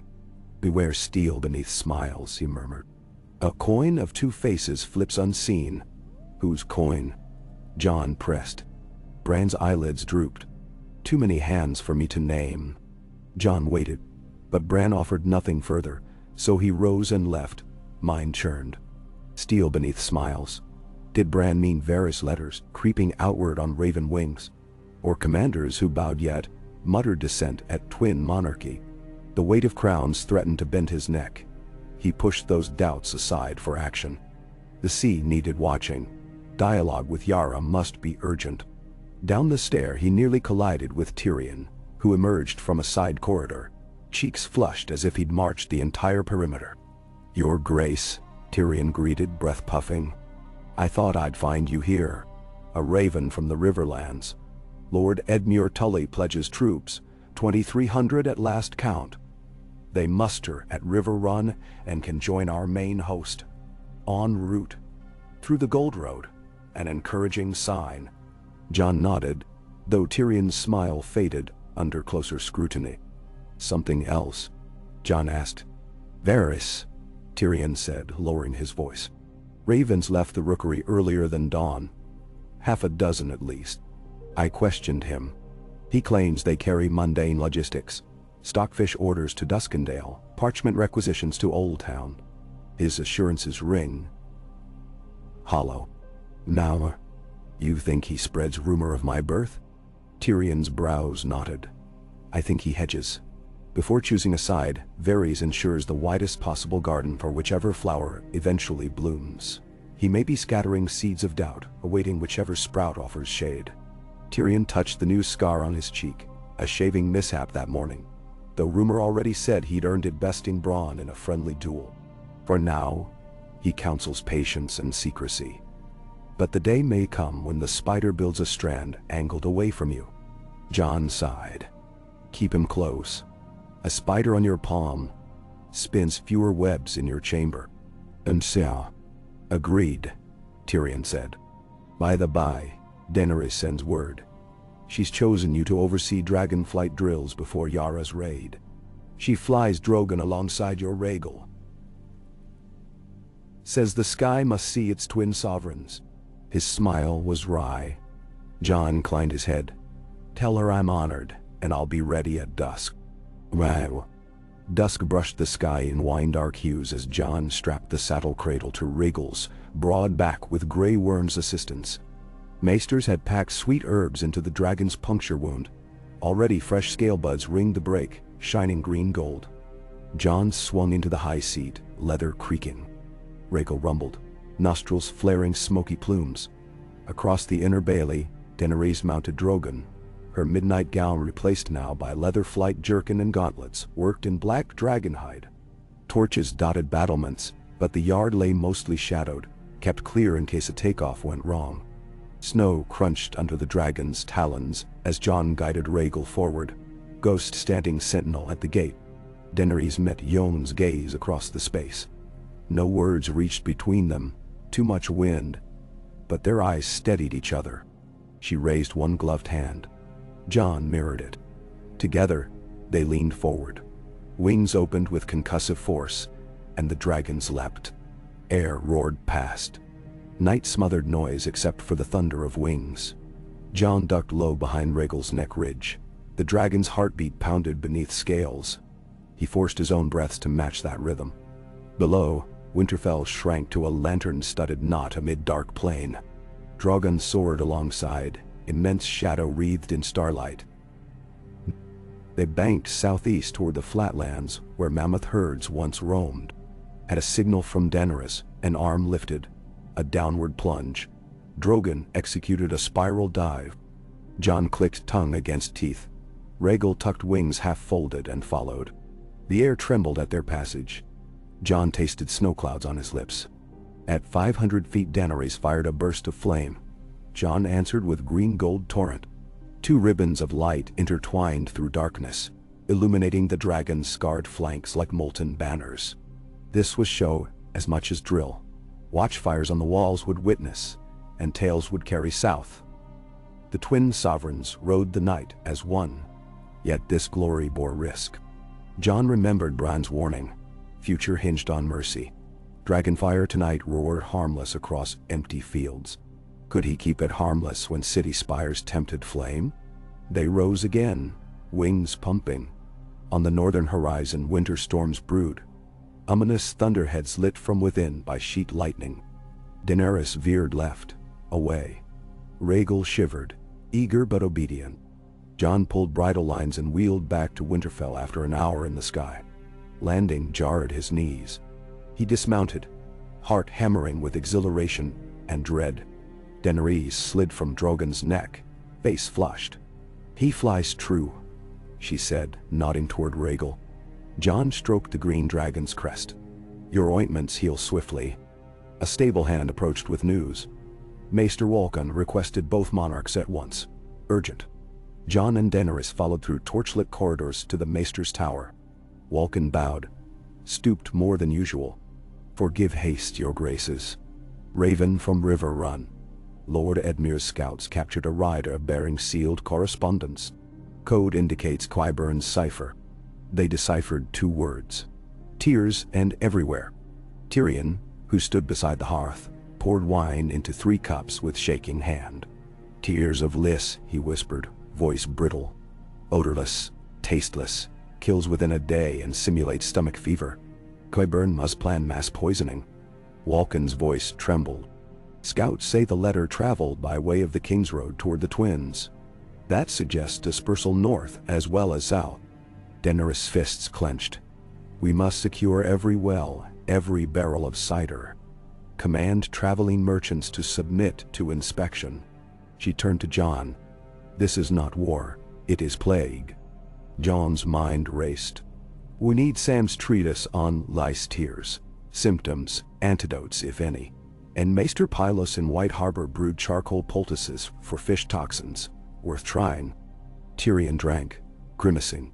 "Qyburn wages fear. Poison seeds doubt inside the very bread of peace. If a garrison suspects its water, discipline fractures." Jon steadied himself. "Then we turn fear upon its maker. Broadcast word across the realm that any captured poisoner will face dragonfire. But more. Answer his craft with ours." He looked to Walken. "Prepare sample jars. We'll send to Archmaester Ebros. Request reagents that turn less tears crimson when mixed. We test every cask entering camp. If the liquid reddens, we destroy it." Walken nodded, newfound resolve chasing fear from his features. "I shall begin at once." When the Maester shuffled out, Daenerys dropped into a chair, exhaustion creasing her brow. Jon crouched, took her hand. "We will outwit them." She inhaled shakily. They would rather choke children than yield a crown. Fire licked within her lilac eyes. He felt its heat and glimpsed the edge Davos himself feared. He squeezed her hand, drawing her gaze to his. "Let our answer be life, not death." "Life can demand sacrifice," she said softer. "I can live with that if sacrifice is mine. But what of innocence?" Her voice cracked. Jon brushed knuckles across her cheek. "We shield them by anticipating the blow. We refuse to mirror it." Tyrion watched, eyes shadowed. "A measured answer," he murmured, though his gaze flicked toward the door as if expecting unseen listeners. When? Over the following days Winterfell hummed with a new order. Merchants queued at check stations where maesters dipped test sticks into cider casks. When fluid flushed red, wagons were seized. Apple brandy turned out laced with tears. The driver broke under Brienne's interrogation, admitting pay from a hooded man in deepwood mott, purse of Lannister gold still inside his boot. Brienne brought the gold to Sansa, who melted it into arrowheads, talismans of irony, she promised to gift back to Cersei at the walls of King's Landing. Far to the southeast, the storms Bran foretold roiled over Tarth. Thunder pealed, waves heaved 40 feet high. At dawn of the 3rd day, Drogon and Rhaegal launched south, with a vanguard of 30 longships under Yara Greyjoy. Jon rode Rhaegal. Daenerys perched upon Drogon. In her wake trailed a retinue of unsullied crossbow skiffs in case dragons suffered injury. The gale battered sails, spray froze on rigging. But at dusk they sighted the Silence, Euron's banner ship, anchored behind the lee of a limestone cliff, crews scrambling to shorten cables as seas rose. Rhaegal and Drogon stooped upon the fleet like hammer and anvil. Fire roared through driving sleet, a tempest of flame and ice. Masts lit. Sails ignited before men could hack lines free. Wind fed conflagration. Smoke churned horizontally, searing eyes and lungs. Jon guided Rhaegal to strafe lower, their green-gold breath hitting the deck of a carrack, loaded with scorpion arms. The fire sucked into cabin hold where kegs of pitch awaited. Explosion rippled, hull ripped open, sea pouring in. Everywhere shouts turned to screams swallowed by thunder. Up the silence, Euron stood defiantly at the prow, arms spread as if embracing dragonfire. Yet Drogon's breath hammered the stern, not the bow. Flames coursed into steering deck, but Euron leapt, catching rigging rope, swinging clear. In blinding rain, Jon lost him. He signaled Rhaegal to circle. Drogon turned scorpion crews on 3 escort ships to cinder. Still, the silence remained afloat, though burning. Jon glimpsed Euron again, hair plastered, face half lit by flame. The man laughed. Jon heard it even across wind, shrill and mad. Then, a falling mast smashed the deck, toppling Euron over rail into seas roiling with fire. The silence began to list, then roll against limestone rock, torn open. Flames hissed where sea swallowed them. Yara's longships surged, grappling survivors. One Kraken-crewed cutter attempted to ram, but collided with a burning brig before reaching Greyjoy bows. Within 2 hours, half the fleet was wreckage. Yet, not all. 4 ships slipped out on waves, oars biting water with frantic speed. Dragons gave chase, but storms intensified. Lightning cracked, forcing Drogon higher. Visibility failed. Jon signaled recall. Better return alive than risk dragons lost to wind and blind scorpion arrow. They limped north to Tarth's harbor, at Evenfall Hall for water. Rhaegal's wing membranes bled from a near-miss ballista bolt that had skimmed scale. Daenerys landed heavily, breath ragged. Jon dismounted and crossed to her. Both laughed in adrenaline's echo, though sorrow underlay the sound. Yara came ashore bearing trophies. Euron's helm, wet and blackened. A rusted scorpion bolt she vowed to mount above the sea-stone chair. They counted cost. 3 longships lost, 28 men drowned. But Euron's fleet was broken. Jon penned Raven to Winterfell. Brief. Storm victorious. Enemy fleet scattered, returning after repairs. He sealed with wax half red, half gray. Daenerys added a note. The sea burned. The realm's path clears. Repairs took 3 days. During that time, Tarth's Lady Brienne allowed her garrison to patch hulls and share salt provisions. Dolphins followed the dragons offshore, mistaken for monstrous kin perhaps. Jon stood often on cliff ledges, watching storms pass, thinking of Bran's 2 futures. Did mercy guide him now? He had spared fleeing ships, perhaps too merciful. Some argued. But his heart recoiled at slaughter without certainty. Tyrion's caution whispered, "Leave your enemy no sword to lift." Jon wrestled. He found Daenerys one dawn gazing out over pewter seas, hair whipping silver ribbons. She spoke without turning. "You allowed 4 ships escape." He stepped beside her. "I could not risk Rhaegal blind." "I know," she said softly. "Yet they sail to report we fly together. Cersei will redouble scorpions." Jon bowed his head. "Yes." She breathed deep. "I do not blame you." Her fingers brushed his ever so slightly. "But remember this mercy's price." When the dragons returned to Winterfell, they found a camp transformed. Thousands of new tents marched along the outer fields.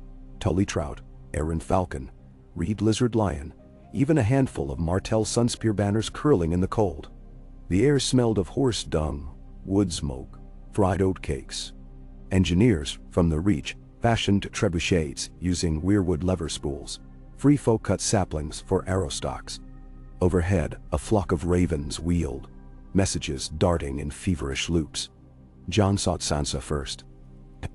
He found her in the great hall where tables strained under scrolls and counting stones. "You've grown a second counsel," he said. She smiled, a pale echo of childhood mischief. "Armies require coin. Coin requires math." She gestured to parchment. Lady Waynwood arranged fresh loans from Gulltown merchants. In exchange, I pledged post-war tariff immunities for Vale ships. Also, River Run will supply 2,000 barrels of salt pork night. She lifted brows. I'm learning to haggle. Jon embraced her, drawing a startled laugh. She stiffened, then hugged back. He felt her ribs, the firmness of will. I'm proud, he whispered. She pulled away, cheeks flushed. Then let me haggle your dragon queen next. We need priority for grain deliveries north. Armies eat. People also. Jon agreed.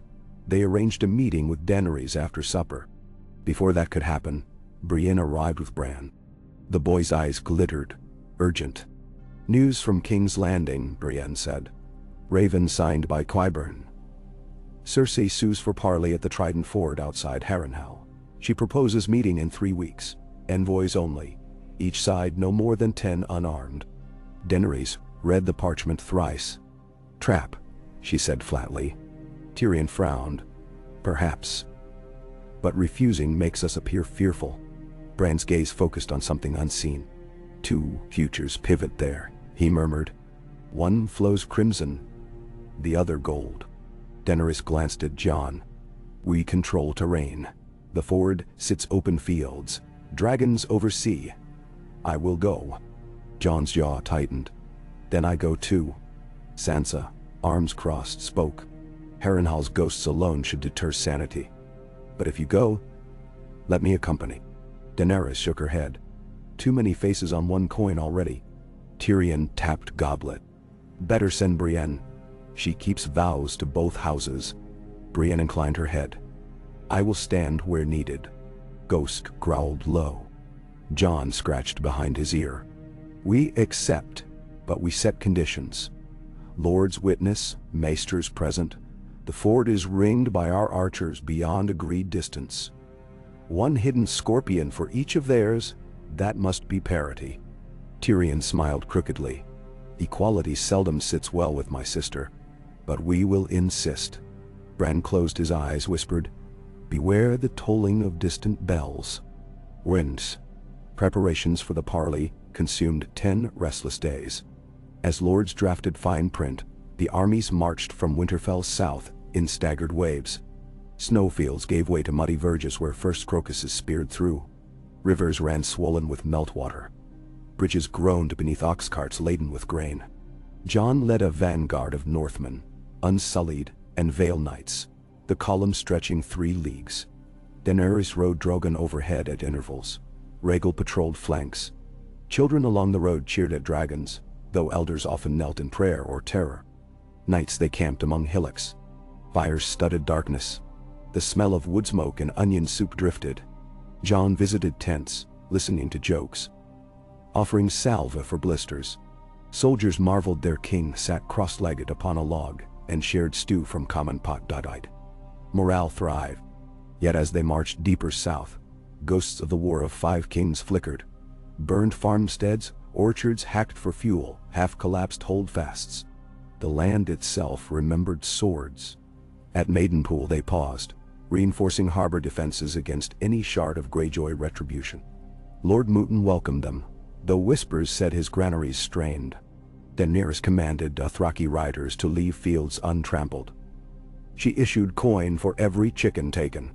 Still, tension simmered. Locals eyed unsullied cuirasses with suspicion.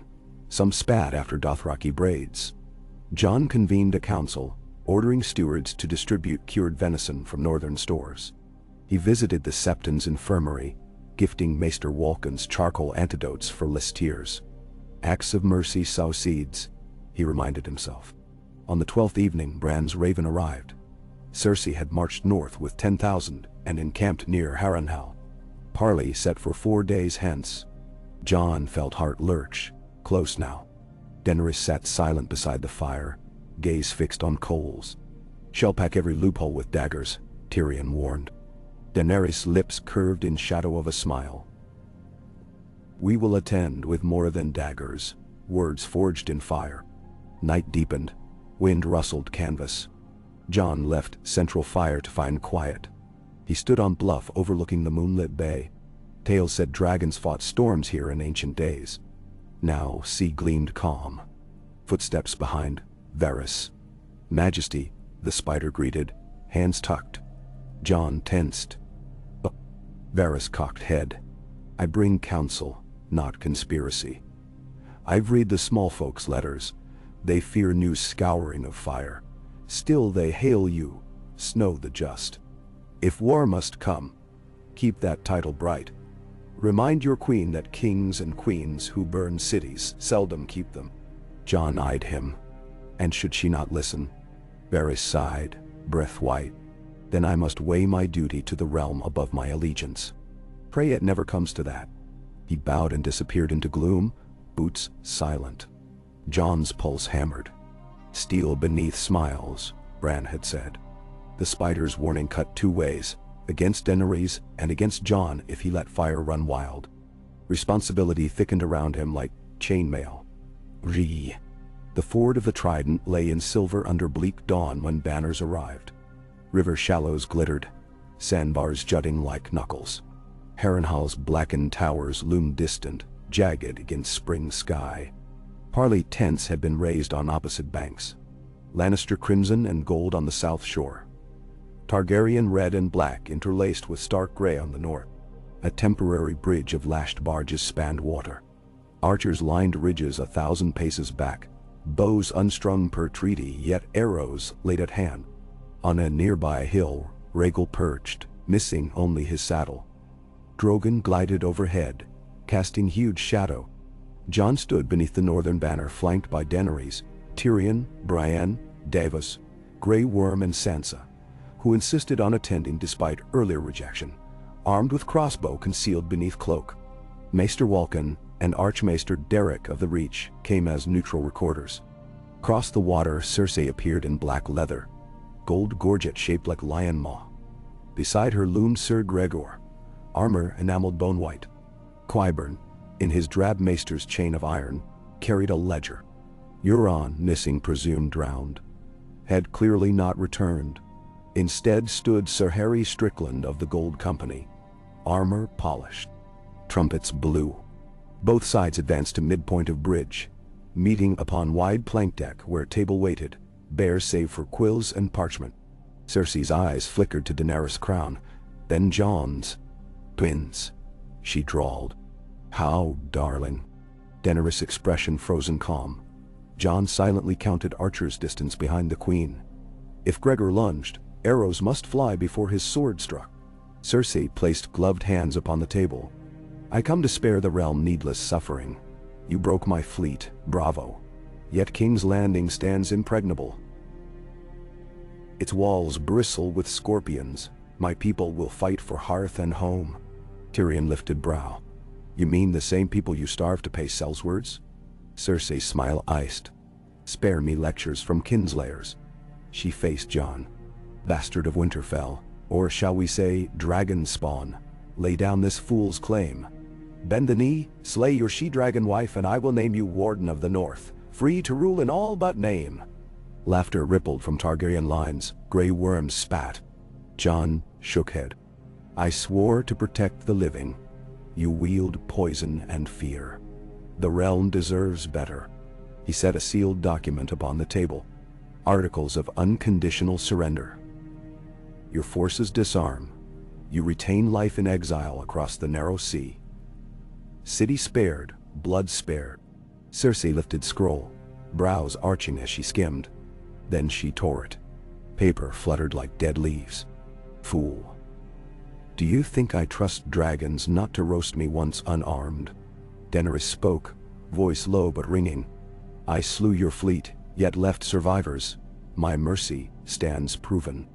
Cersei snorted. "A few half-drowned sailors? Mercy would be leaving them coin for passage home instead of to the stranger." She leaned forward. "Tell me, Dragon Queen, how did it feel when bells rang and Meereen surrendered? Did you tire of mercy then?" Daenerys' jaw tightened. Jon sensed the spark. He laid hand on hers beneath table. She inhaled. Slow. "I freed chains, not cities," she answered. Qyburn stepped up, smiling thinly. "His Grace Joffrey once said a king that cannot defend his seat is no king at all. If you seize ours, you must hold it.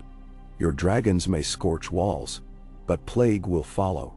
Famine next. Best you leave the realm's heart intact. Minor. And Tyrion tapped parchment. We intend to. Surrender secures it. Ser Gregor shifted behind Cersei.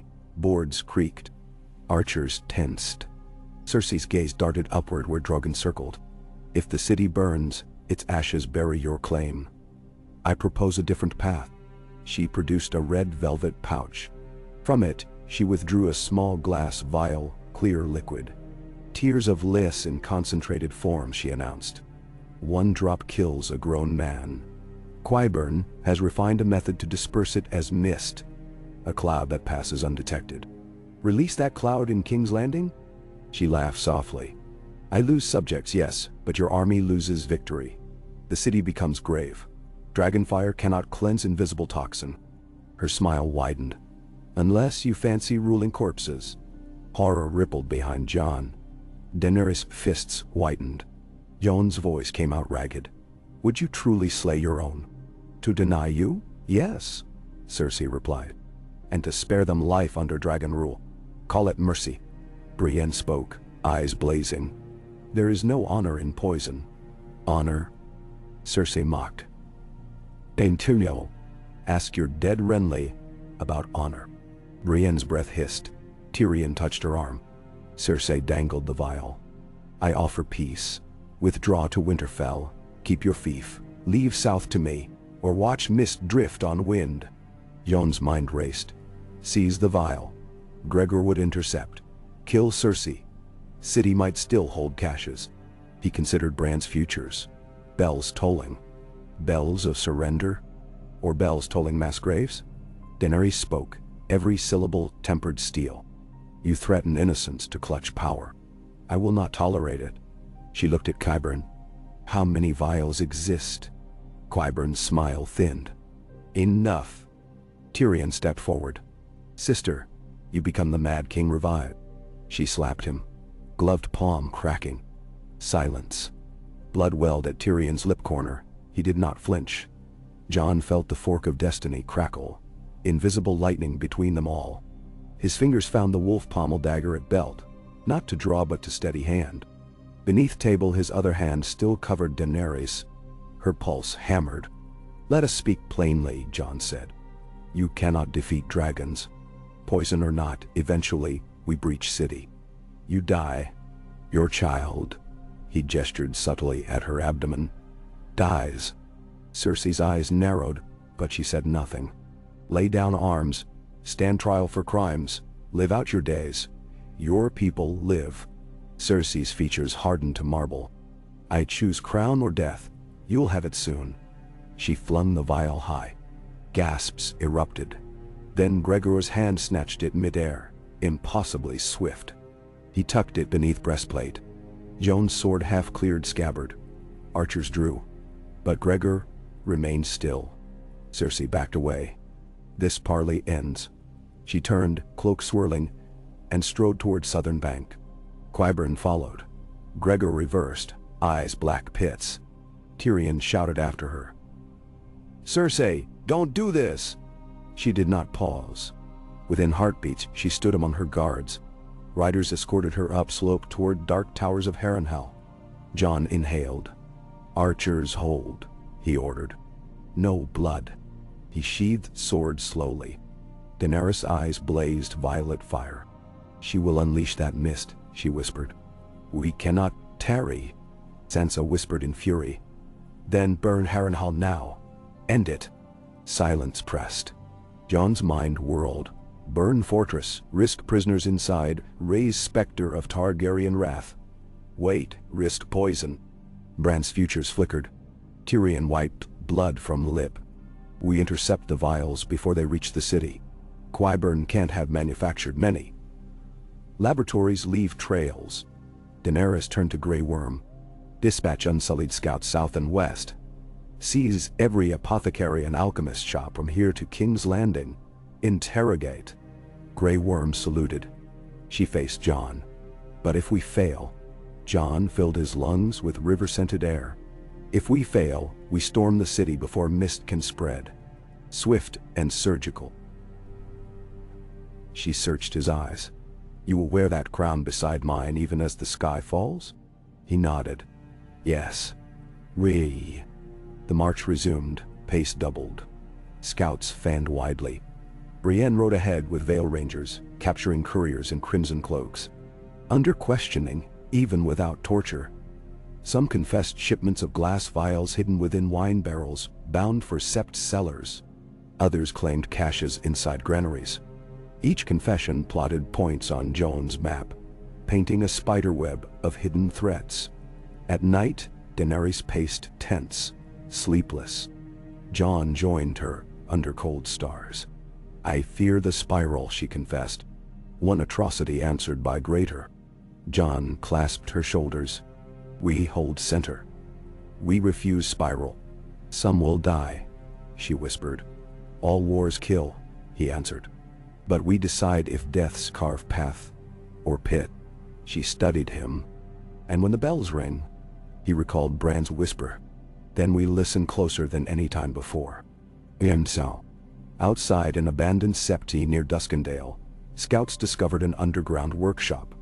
Copper alembics, glass tubes, barrels labeled with sigils of the Pyromancer's Guild. Qyburn's assistants died fighting. One ignited stock. Green fire roared through tunnels. 12 unsullied perished containing explosion. Daenerys arrived, Drogon melting stone to smother flames.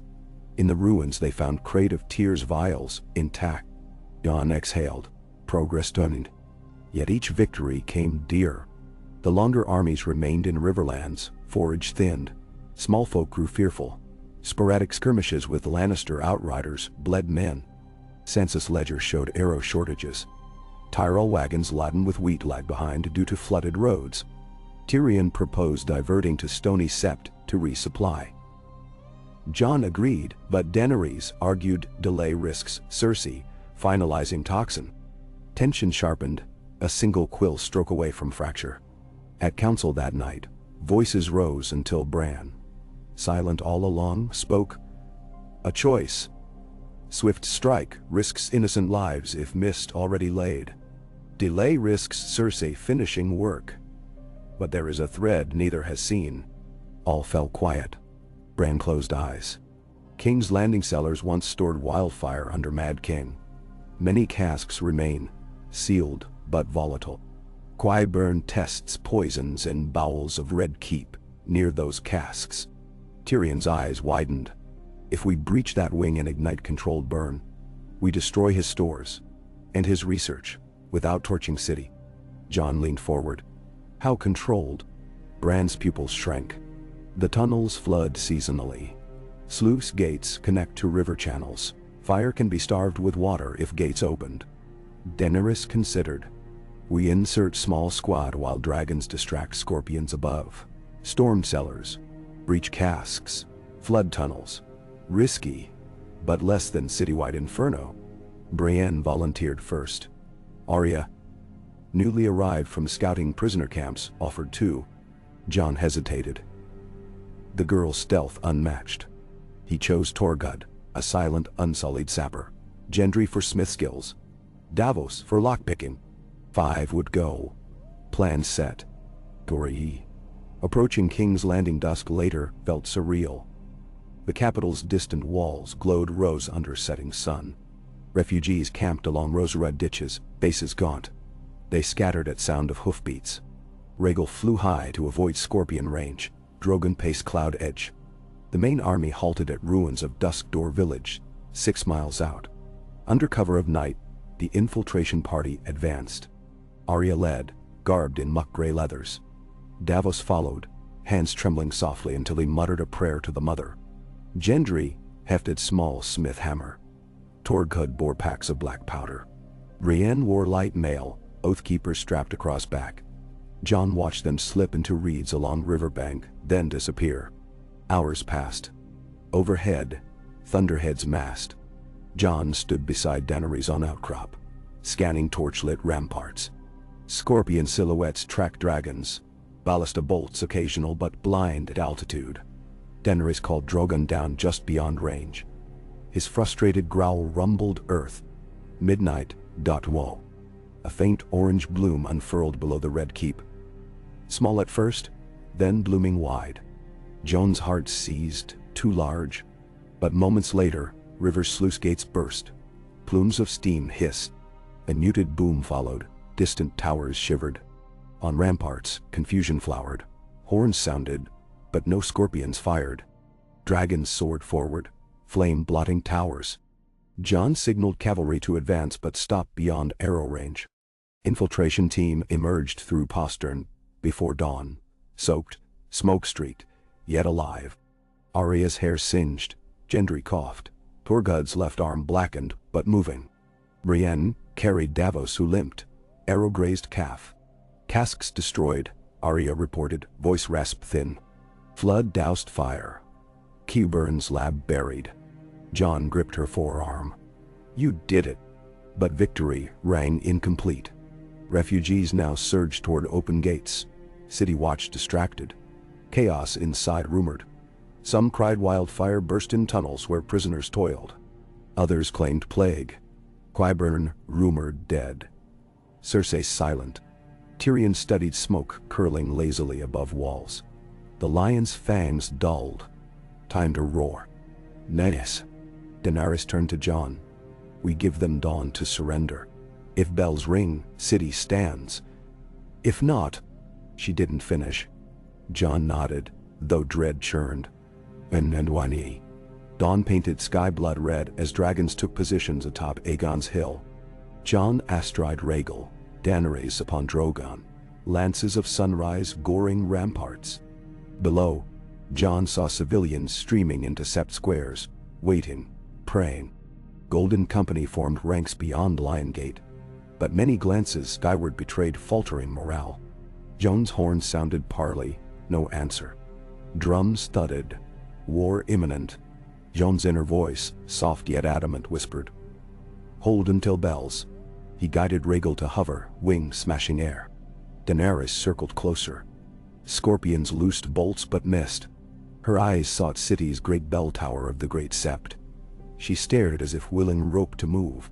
On rampart, Tyrion, permitted entry as envoy, ran to bell tower base, shouting at guards, pointing upward.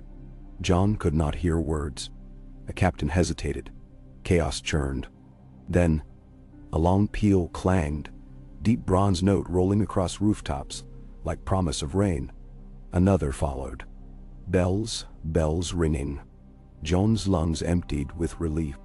He wheeled Rhaegal higher, raising arm to signal retreat. Below, Golden Company dropped spears, some kneeling. Civilians cried out, tears or cheers mingling. Jon searched for Drogon, there, banking toward Red Keep's spire. He watched, heart pounding. Daenerys hovered, her face unreadable. Bells tolled again, echo swelling. Jon willed her, pull away, but Drogon inched forward. Jon felt dread twist. Fire danced along Dragon's throat, rumbling. He spurred Rhaegal, racing to her flank. "Dany!" he shouted the wind. For heartbeat, purple gaze locked to his. Pain, fury, love, loss stormed inside those eyes. But something shifted. She whispered. Unheard words, closed eyes. Drogon's flame died on tongue. Slowly she turned westward, wing beats carrying them away from city. Jon exhaled, muscles weak. The war, in that fragile breath, ended. In ensuing hours, Unsullied accepted surrender at gates. Northern infantry marched in to secure armories. Food stores inventoried. Jon forbade looting. Violators flogged. Daenerys landed Drogon outside Sept Square, dismounted to stunned silence of small folk, who knelt then rose uncertain. She spoke. "Your queen does not bring fire today. She brings dawn." She unsheathed a Valyrian dagger. One of her assassin's blades turned symbol, and laid it at steps of Red Keep. Let swords rest. Inside throne room later, Cersei sat cloaked in black, crown askew, face drawn. Gregor slain, fell dead after wildfire collapse. Qyburn missing, presumed entombed. Lannister banners ripped by panicked citizens. Jon and Daenerys entered with guards. Tyrion stepped before sister, voice trembling. "It ends." She tried to spit, but lips cracked dry. "The realm chooses fear," she rasped. Jon shook head. "The realm chose hope. Bells told us so." She laughed weakly. "Then strike. Add my corpse to the pyres." Tears glistened. "I kept child safe." She touched belly. "Slimmer now. Rumor confirmed months before. Take him, raise him wolf or dragon." Daenerys knelt, surprising all. "I take no babe from mother.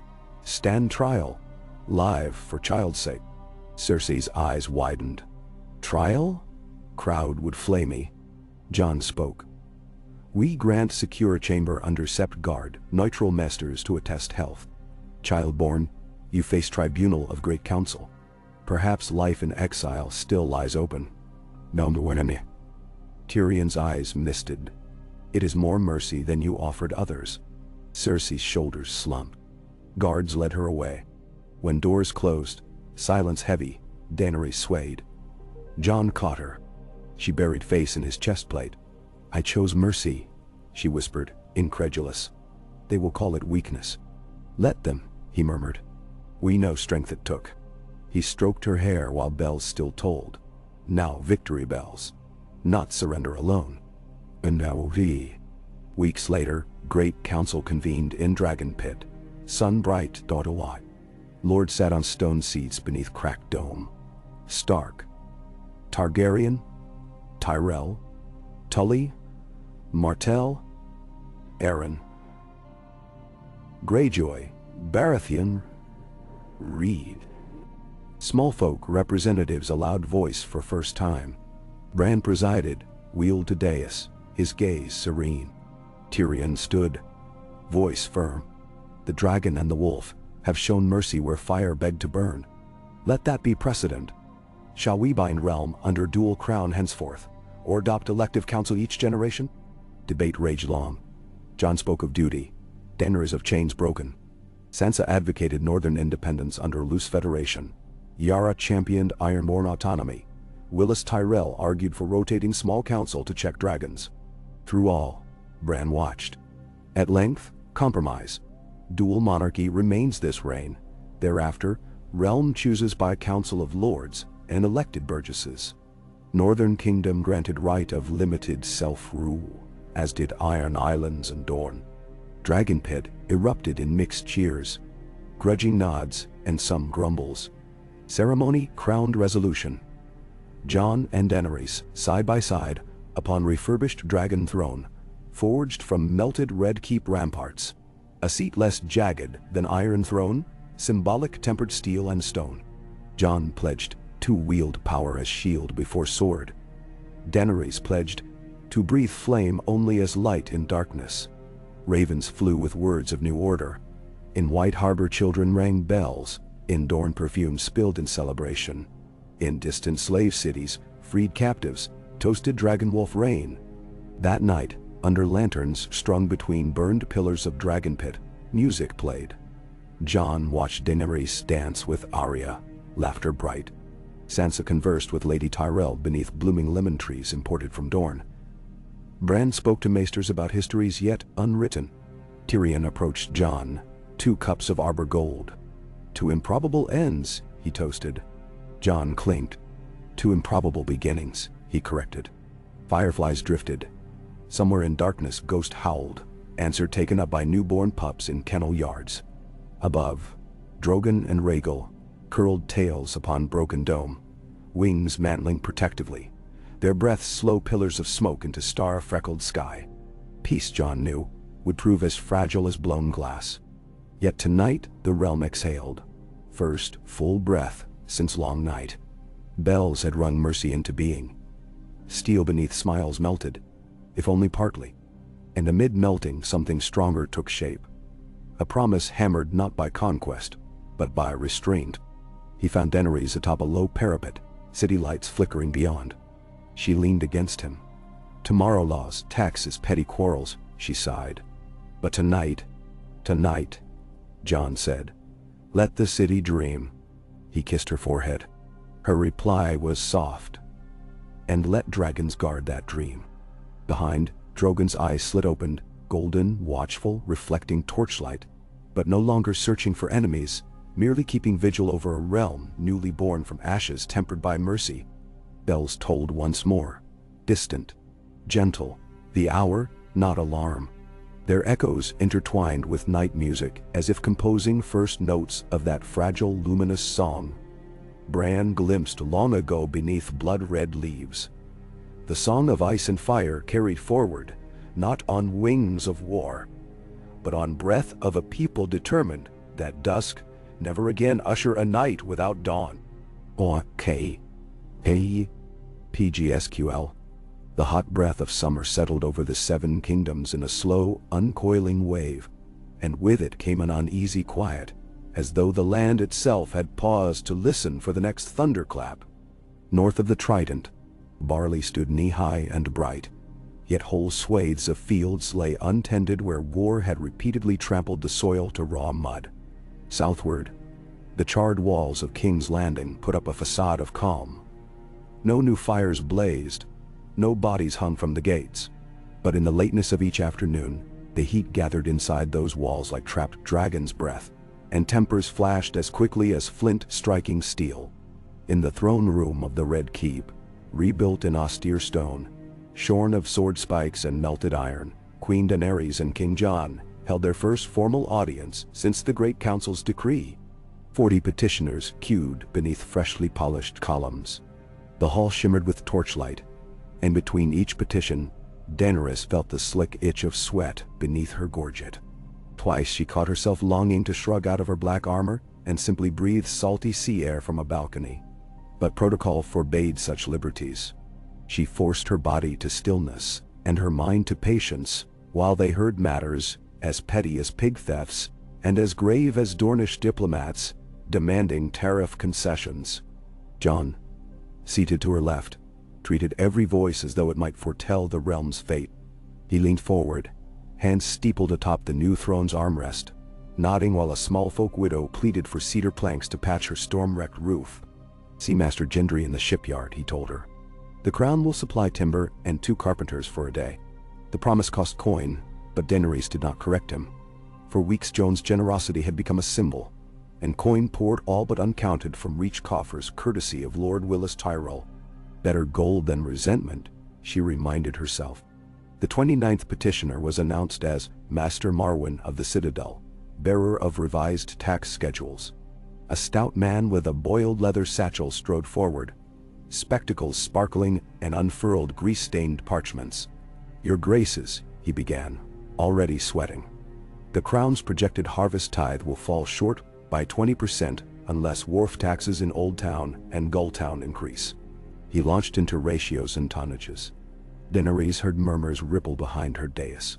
Some lords dreaded new taxes like plague. Tyrion, now officially hand to the twin crowns, shifted on his step below the dais, scribbling on slate. When Marwyn at last paused, Jon lifted his chin. "If we raise wharf fees mid-season, fishermen may offload in Essos and the realm loses more coin than it gains." He gestured to Tyrion. "We will revisit after harvest reports." Daenerys could almost feel Marwyn deflate. The maester bowed, gathered his parchments, and withdrew. Near dusk the hall emptied. Daenerys dismissed guards and stretched stiff shoulders. Tyrion climbed the dais with a weary grin. 53 petitions, 9 quarrels settled, 3 divorces granted, and only 1 assassination attempt foiled. Our most efficient session yet. At his hip hung a small throwing knife, gift of Arya Stark, after she caught a sellsword creeping near the dais. Jon's mouth quirked. The stabbing would have shortened the docket. Daenerys gave him a reproving glance, but it melted into tired amusement. "I need water," she confessed, and breath unhindered by steel. She unlatched her gorget while Jon signaled attendants to bear away their crowns. Tyrion lingered. "If your graces permit," he said, "an urgent matter. Varys has returned from Lys." Daenerys straightened. "Have him meet us in the solar at first candle." She stood. As they made to depart, Grey Worm swept from the archway, spear butt thudding. "Your Graces, the spider waits already." Surprise flickered across Tyrion's face. Daenerys nodded. Jon shrugged an apology for lost respite. In the restored solar, the air smelled of wet plaster, and the faint scent of Dornish oranges bruised in a ceramic bowl. Varys bowed, robes rustling. Majesties. His bald head glistened with travel sweat. I bring tidings from across the narrow sea. He produced scrolls, sealed in purple wax, and set them upon the map table. Tyrion popped a seal, parchment relaxed. Triarchy fleets muster in Myre, Tyrosh, and Lys, he summarized. 20 triremes, 15 dramans, spearheaded by Celsail captains, formerly sworn to Euron Greyjoy. Their charter claims to safeguard trade lanes. My, how polite. Varys folded his hands. Polite facades seldom last at sea. They mean to claim Stepstone's tolls King's Landing once counted upon. A blow to royal coffers. Jon frowned. Is triarchy unified enough to risk open conflict? When gold lines the keel, unity appears, Varys said. More troubling, whispers that certain Westerosi exiles pledge coin, one Sir Tyrek Lannister among them. Tyrion blanched. Tyrek disappeared during the riot years ago. Cersei long presumed him dead. Perhaps he's not. Daenerys paced. A new sea war drains our purse before roads rebuild, before rivers run clear of corpses. Her mind raced. One dragon flight could break wooden hulls, yet scourges across Sea of Dorne taxed Rhaegal's healing wing and Drogon's stamina. And if the realm perceived her dragons as instruments of endless war, the fragile blossom of peace might wither. Options? Jon asked. Tyrion tapped the map. We court the Iron Bank. Offer interest payments from restored tolls to underwrite a royal flotilla. Meanwhile, dispatch Yara Greyjoy, with half our reach-built carracks to patrol the Stepstones. No dragons, so Triarchy can't charge us with monstrous intimidation. Was. Daenerys halted. Dragons built this peace. We cannot hide them in barns. Display, yes. Tyrion countered. Deployment, sparingly. Palermo the Pebble King writes tragedies of overused dragons and burnt fields. Jon rubbed forehead. Gray as dust. We need Yara's counsel, and Willis Tyrell's coin. He looked to Daenerys. I'll ride to Highgarden within the fortnight, visit shipyards at Bitterbridge on return. Tyrion's brows rose. A royal progress so soon? Good optics perhaps, but roads remain bandit-prone. Jon's smile was grim. I fought worse than cut purses. Daenerys paced again, metallic clack of boots echoing. She weighed, leaving Jon exposed against political necessity. Take Ghost, and 10 unsullied. Arya will want to trail unseen. Let her. She faced Varys. You sail tomorrow for Myr. Offer the Triarchy favorable grain tariff renewals, if they remain within eastern lanes. If they refuse, remind them I have not yet unleashed Dragonfire upon Slaver's Bay for old debts. And in Orion? Varys bowed deeply. As your grace commands. Rawr. Summer ripened. Within King's Landing's refashioned walls, masons laid pink granite blocks to replace scorched sections. Narrow streets blossomed with stalls selling almond cakes and fresh netted bream. Yet whispers circulated like horseflies. Some small folk grumbled at new northern officers in gold cloaks. Others questioned why Lannister prisoners yet lived in guarded manors along Rainey's Hill. One muggy afternoon, a riot nearly caught fire after a huckster declared dragons devoured half the city's grain stores. Unsullied cordons contained the crowd outside the Iron Gate, but fear lingered like smoke. That evening, Daenerys donned simple linen and slipped from the Red Keep with Missandei and 2 Dothraki blood riders, disguised in city watch tunics. They walked dockside, listening. They found hunger, yes, but deeper. Confusion. A dyer's widow wept that her sons still bled from burns they received during Euron's final bombardment, and asked why the queen's healers were reserved for nobles. Daenerys placed a silver stag in the woman's hand, bowed, and promised southern healers by week's end. That night she summoned Maester Walken and commanded mobile infirmaries, staffed by Kingsguard veterans, trained in basic surgery. Brienne volunteered to sponsor one herself. Funds diverted from tourney grounds caused a stir among young knights. But protest died when Daenerys reminded them tourneys could wait, wounds could not. Shh.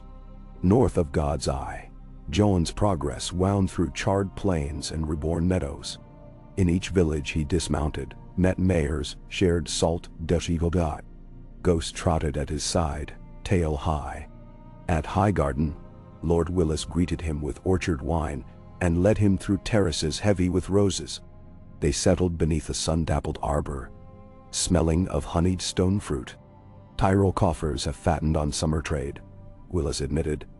But new war threatens every purse. He studied Jon's plain wool doublet, the stitches where travel had frayed cuffs. A king who rides dusty roads alone, unprecedented. Yet you greet small folk as kin. They'll follow you into hell if need be. No. Jon shook head. I want not hell, only harvest. Willis sipped wine. Then, I lend 15,000 gold dragons immediately. Repayable by stepstones, toll surplus over 5 years. He offered a half smile. Interest low, as long as your queen visits our harvest festival. Jon chuckled. I'll convince her. But she may prematurely hatch your festival bonfires. Willis laughed. Before departing Highgarden, Jon inspected the Reach's nascent shipyard, where rivermen hammered copper nails into hulls. 2 carracks would join Yarrow within a month, 3 more by first frost. The shipwright, a severe woman named Jacelyn Redwine, promised swift completion if oak continued arriving. Jon committed northern timber shipments, another expense but necessary. At Bitterbridge he met Yara. She looked leaner, hair braided tight. Triarchy fleets already harry Pentosi wine barges. She warned. We sail at first waning moon. Jon clasped her forearms. Steer caution. Await Grey Worm's corsairs out of Driftmark. She snorted. You train your Unsullied as sailors. Better than leaving them to rust on city stone, he answered. She clapped his back. As you will, King Wolf. While Jon camped near Joinville, ravens brought 2 letters. One from Sansa, northern harvest bountiful, though a blighted Barrowton might threaten barley. Another from Tyrion, Cersei's child delivered. A daughter, mother and babe survive. Public announcement deferred. Jon swallowed hard. A living Lannister heir, complicated trials. Blood, especially infant blood, swayed masses like tides. He remounted the next dawn, thoughts heavy. On Forest Road near nightfall, saboteurs attacked. 4 crossbowmen in half-polished lion helms. Jon sensed bolts a hair late. Ghost leapt, snarling. An unsullied shield caught one quarrel, but another grazed Jon's thigh. Pain flashed, yet he dismounted. Sword drawn. Ghost tore a bowman's throat. Unsullied spears pinned 2. The 4th fled, leaving tracks into tall ferns. Jon ordered pursuit halted. Darkness risked ambush. They bound wounds, burned bodies, pocketed a parchment, scrawled with directions to the Stepstones muster. Lannister insurgents clearly sought to decapitate the realm. Jon returned to King's Landing 3 days early, leaning on a staff. Daenerys met him in the King's Gate courtyard, worry-edged. She knelt, inspected wrapped thigh. Only graze, he assured. Her relief slumped shoulders. That night, they shared bed under weeping willow silk. Even in half-sleep she traced the healing wound, as though mapping invisible frontiers. Oh, woman. 3 days later, trial of Cersei Lannister convened in the Dragon Pit. Lords assembled on tiered stone benches now partially patched. The sun shone a punishing glare across broken dome. Ravens perched on shattered spoke.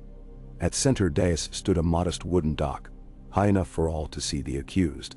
Cersei entered clad, not in mourning black, but simple gray, hair cropped beneath veil. Her face held gaunt beauty, eyes rimmed by sleepless red. At her side hung slender chain shackles. Behind, gold cloaks flanked by Unsullied kept distance. Tyrion, acting crown prosecutor, opened, enumerating charges: kingslaying, wildfire massacres, treason, attempted mass poisoning. He spoke steady, but voice cracked at mention of her part in their father's death. He quickly composed himself. Defense counsel, Sir Kenneth Tallhart, once Stark bannerman now sworn to impartiality, argued for leniency. That Cersei's fear of dragons drove her to desperate acts. That the infant Lannister line should not be tainted by mother's execution. Witnesses spoke. Maesters describing tears caches. Small folk recounting sept explosion. Davos detailing wildfire cost to Unsullied. Finally, Jon addressed counsel. He told of parley at Harrenhal, a vial tossed in mockery. He ended. Mercy granted here affirms our vow that justice stands higher than vengeance. Sansa followed. Voice crystalline. The North lost thousands to Cersei's plots. Yet my brother speaks truth. Our new realm must break cycle. Let the lioness live, clawless. Proceedings paused. Council debated in side chambers until dusk. Bells rang summoning decision. Bran, as arbiter, delivered verdict. Cersei of House Lannister found guilty on all counts. Sentence: life confinement within Carthian exile, escorted by neutral maester envoys. Infant to accompany. Lannister estates ceded to crown as reparations. A stipend provided for child's upkeep. Gasps. Not to. Some lords shouted betrayal. Others cheered restraint. Cersei listened stone-faced. Then she did something unexpected. She bowed low to Jon and Daenerys. No words, no tears, only stiff bow. Chains jingled as guards led her away. Tyrion sank on bench, shoulders trembling. That night, riots erupted in Cobbler Square. Hardliners furious she-wolf and dragon-spared lioness. Grey Worm cracked down. 3 rioters killed, 2 unsullied wounded. Jon strode into the square at dawn, unhelmed, wound visible, and spoke from overturned cart. We will not answer mercy with murder. Return home, your grievances will be heard. He promised grain price caps, expanded guild seats on small council. Crowd dispersed, sullen but soothed. Autumn's first chill drifted in. Grain stores filled, debt tallies shrank. Drogon hunted goats along Stormland's hills. Rhaegels soared above Reach orchards, rumored to coax ripening by warm downdraft. Word arrived. Yara and the new royal flotilla repelled Triarchy's first raid, capturing 4 Dromons. Stepstone's tolls collected again. Iron Bank dispatched envoy praising fiscal reliability. In White Harbor, maesters studied volcanic soil samples from Dragonstone. Samwell Tarly's treatise suggested greenhouses warmed by dragonglass tunnels could feed Winterfell year-round. Jon approved test plots. Daenerys convened an education edict. Each hold fast to host reading septa. Scribes copying histories in local tongues. Scribes grumbled, but Varys predicted future scribes would laud such order. In silent corridors of Red Keep, she sometimes found herself scanning maps. Finger drifting to Valyria, to Meereen, to freed cities she had abandoned to new strife. She wondered if duty demanded return someday. For now, twin crowns rooted her. One dusky afternoon she sat beneath an olive tree in the Godswood transplanted to King's Landing. Bran visited, wheeled by Podrick across gravel path. He looked older in sunlight, though seasons only months passed. You fear calm, he said. She smiled wryly. I do not trust it. Bran's pale eyes glimmered. Calm is page between storms, but pages can hold greatest words, write them wisely. She touched the bark. Will storms return we cannot weather? He closed eyes briefly. All can be weathered with equal heart. Leaves rustled. When she looked again, his gaze locked on hers. Your child will need that heart. Her breath caught. My child? Not yet conceived, Bran clarified softly, but soon. Fire and ice entwine in womb. Tears gathered unbidden. Hope and dread melded. She whispered, a daughter. He did not answer. Instead, he murmured, raise her to tame flame with gentleness. That night, Daenerys told Jon of Bran's words. They sat on balcony, where sea breeze chased lantern flickers. Shock widened Jon's eyes, but joy followed, warm and raw. He knelt, both hands on her stomach, though nothing yet stirred. A child uniting realms, he said. Doubt clouded her. Child may divide them. Succession uncertain. He lifted her chin. We will teach her choices matter more than blood. Winter's harbinger. a single snowflake. Landed on King's Landing parapet one dawn. Unusual this far south, yet omen of turning wheel. Rhaegal roared at pale speck. Drogon snarled at swirling air. Jon and Daenerys stood cloaked on the rampart, fingers intertwined. From distant hills, horns sounded. Arrival of last northern levy, escorting grain wagons.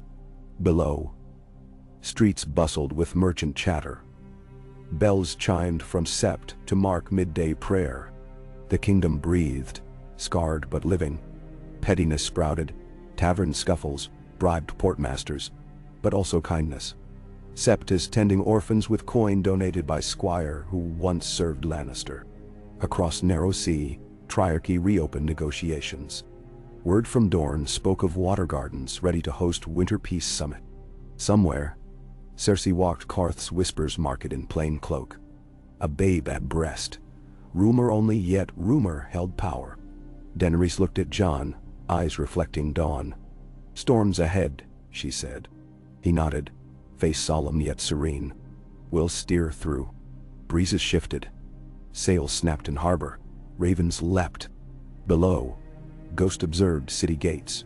Red eyes tranquil. Above, dragons spread wings and lifted, wheeling across pink sky. Neither conquerors nor omens of doom, but guardians. Their silhouettes merged, then parted, weaving against sun.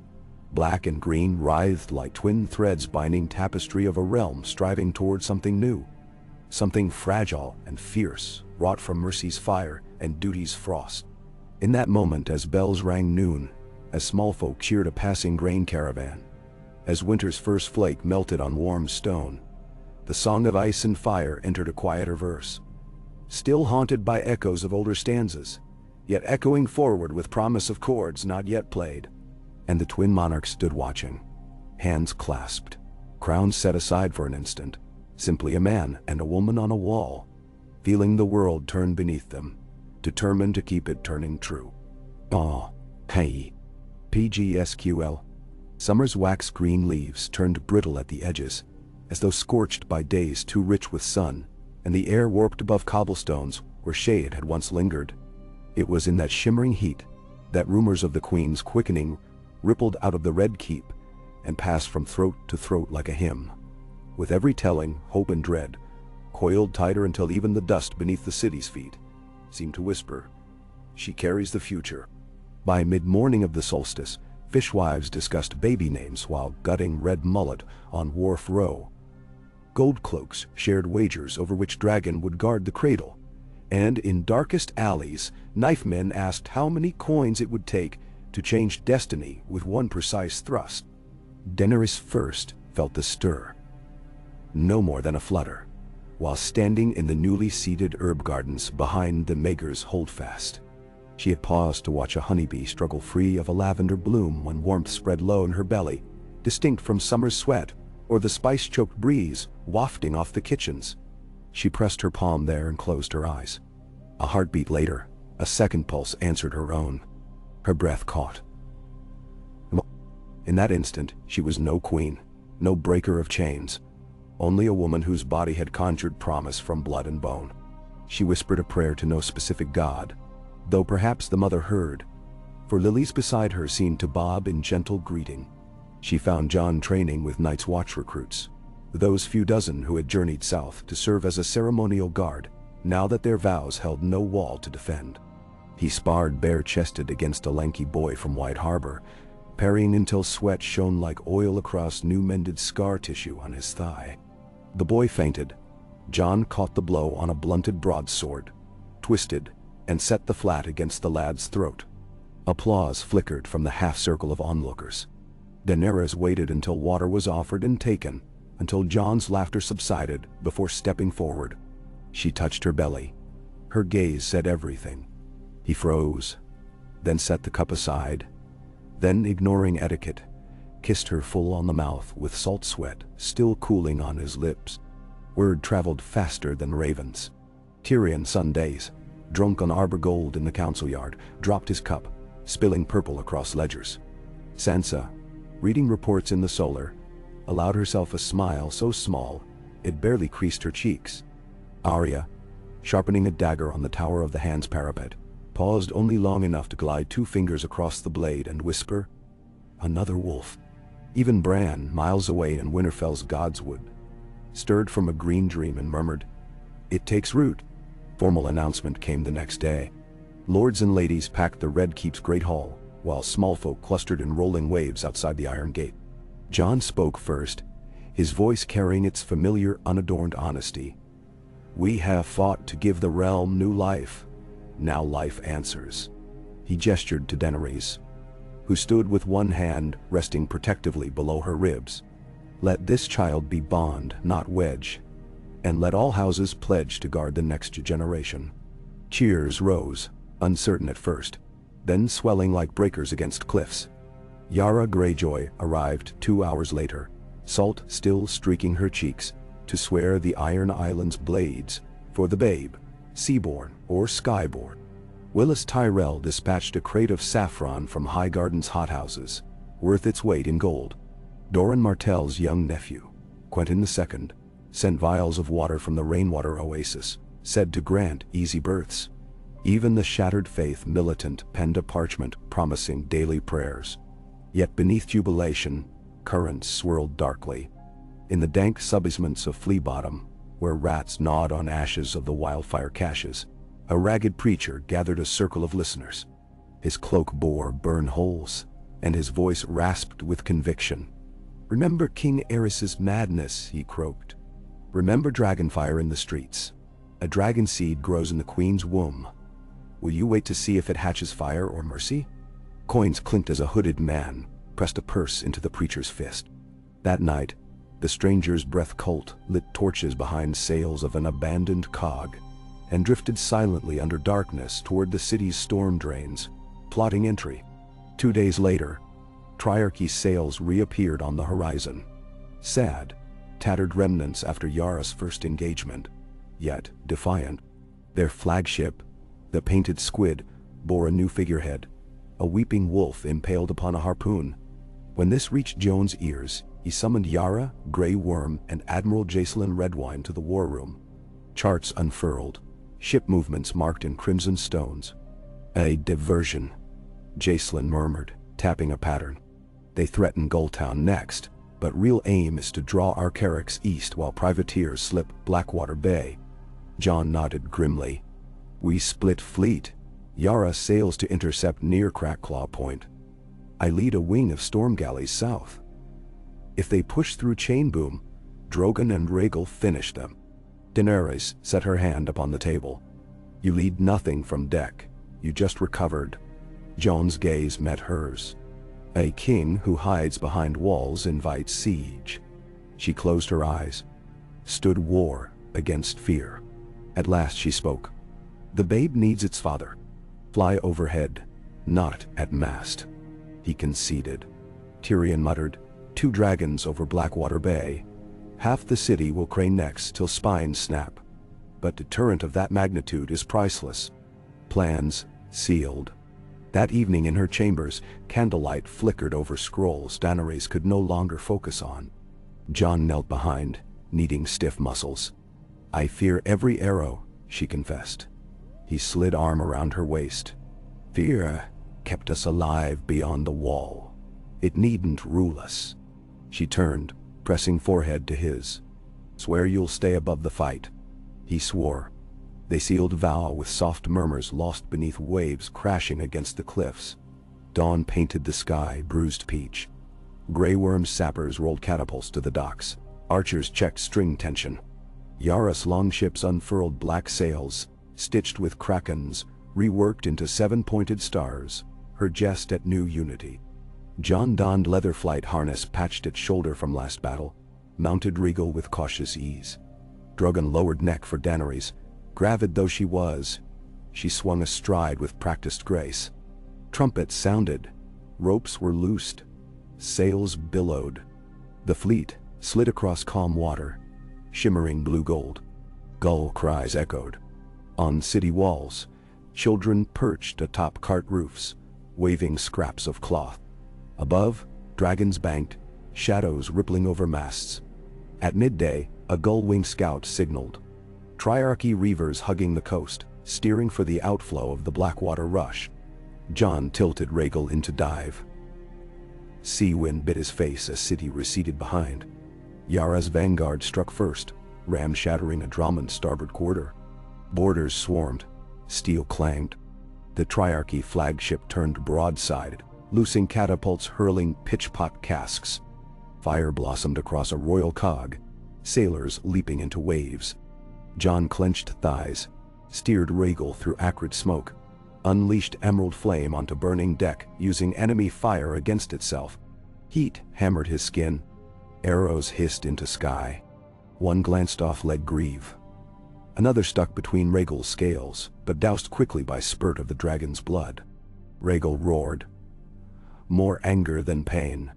Across swell, Drogon stooped upon the squid, claws shearing lines. Daenerys shouted commands lost in wind. A bolt from ballista hissed upward. Drogon rolled, narrowly avoiding. Below, Greyjoy longship grappled the squid. Yara herself vaulted rail, axe-carving path toward enemy captain.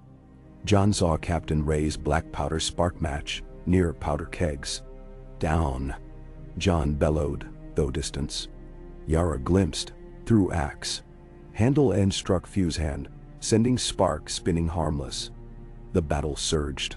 Within an hour, 2 Triarchy triarmenes smoldered, 1 surrendered. The rest fled east, sails ragged. Jon banked Rhaegal, body thrumming with exhaustion. Below, sailors shouted victory as if lungs might burst. Yet triage already began. Moans drifted. Jon landed on the deck of the battered cog, dismounted with a wince. A healer pressed needle to his thigh wound, reopened by gripping harness. He gritted teeth, eyes scanning horizon for survivors. By dusk, fleet limped into Blackwater. City roared approval. Tyrion posted crier in dockside. Dragons guard the bay, but hearts guard the realm. Coin jangled into outstretched caps. Yet that same night, the stranger's breath cult struck. They emerged from storm drains beneath the Street of Sisters, robed in soot-stained burlap, faces smeared with ash. Their target, the Great Sept's granary annex where grain tithe for winter distribution lay stacked.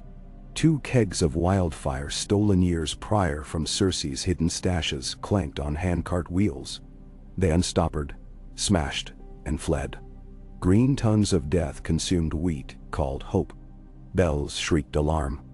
Unsullied quarantine lines formed. Grey worm-led squads dousing flame with sand and diluted vinegar, containing disaster to one wing. But smoke roiled black-green into night sky, blotting stars, drifting east on fickle wind. Daenerys soared overhead, heart pounding. Memories of the Mad King's final conflagrations clawed her mind. She ordered Drogon to strafe outer streets with water barrels slung under leather rigging, a tactic developed by Gendry. Steam plumed. Fire abated. By dawn, half the grain annex smoldered but City yet stood. In small council chamber at sunrise, Tyrion slammed ledger. 40,000 bushels gone. Enough to feed Crownland's 2 moons. Jon, face drawn, asked casualty list. 17 small folk, 3 gold cloaks, 1 unsullied. He exhaled, relief mingled with grief. Daenerys' knuckles whitened on chair arms. "Find the fanatics," she commanded softly. Arya nodded once, and vanished before meeting adjourned. Investigations uncovered charred scraps of cloth, bearing sigil of burning hand. A fringe sect from Stormlands claiming dragons herald world's end. Interrogations led to an old septon named Miles the Blind. Under torchlight he raved of dragon spawn soaking realm in blood. Jon attended the interrogation himself, insisted no torture beyond truth tea. Miles confessed to preaching only. Disciples twisted words. When Jon asked why burn grain that would feed the poor, Miles wept. "Fear makes fools," he croaked. Jon dispatched him to Riverland's hospice under guard, refusing execution. Some counselors objected. Jon replied, "Mercy will strangle fear." Days later, Arya dropped a burlap sack onto council table. Inside, 6 severed hands, each tattooed with dragon skull, pierced by spear. "Leaders of the stranger's breath," she said. Peace crept warily back. Bricklayers reinforced granary vaults with stone ribs. Small folk volunteers hauled salvaged wheat to mills. Daenerys appeared at midday on mill steps. Sleeves rolled, helping muscle sacks. Pain lanced her back, but she refused stool. Word spread. "The Queen labors among us." Confidence rekindled. Across the narrow sea, Varys arranged meeting with triarchy governors. He carried sealed letters from Tyrek Lannister, now prisoner in Stepstones. Tyrek offered private logs of Cersei's pre-war gold shipments in exchange for leniency. Governors salivated over coin. Varys dangled promise of legal trade concessions through King's Landing if Stepstone's tension relaxed. They agreed to stand down, provided 3 triarchy ships gain right to anchor at Driftmark for wine trade. Raven brought news home. Council approved. War on Water paused. Autumn God's Eye festivals approached. Daenerys' pregnancy now obvious. Midwives recommended bed rest, but she insisted on riding in Harvest Parade. Side saddle atop chestnut mare. Jon rode beside, legs still strapped, greeting crowds. Great wagons rolled. One carried golden apples from the Reach. Another bore Iron Island salt-hardened fish shaped into kraken. Northern wagon hauled massive ice block carved into direwolf rampant around dragon. Children squealed when block melted, drooping into oddly adorable pup. At feast that night, Sansa toasted future that feasts before it fights. Brienne arm wrestled Tormund amid laughter. Gendry shyly slipped a new steel hairpin, shaped like snarling wolf, into Arya's palm. She blushed only slightly before threatening to test its point on him. Tyrion hammered goblet for hush. "I present our queen," he declared. Daenerys rose, offered thanks, then surprised Hall.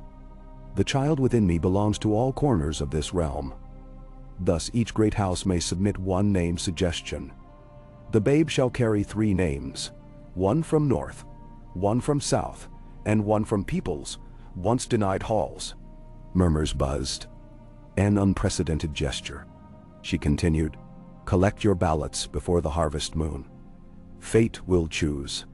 Jon raised brows, but his smile bespoke admiration. In Winterfell, Bran felt flick of pages unseen.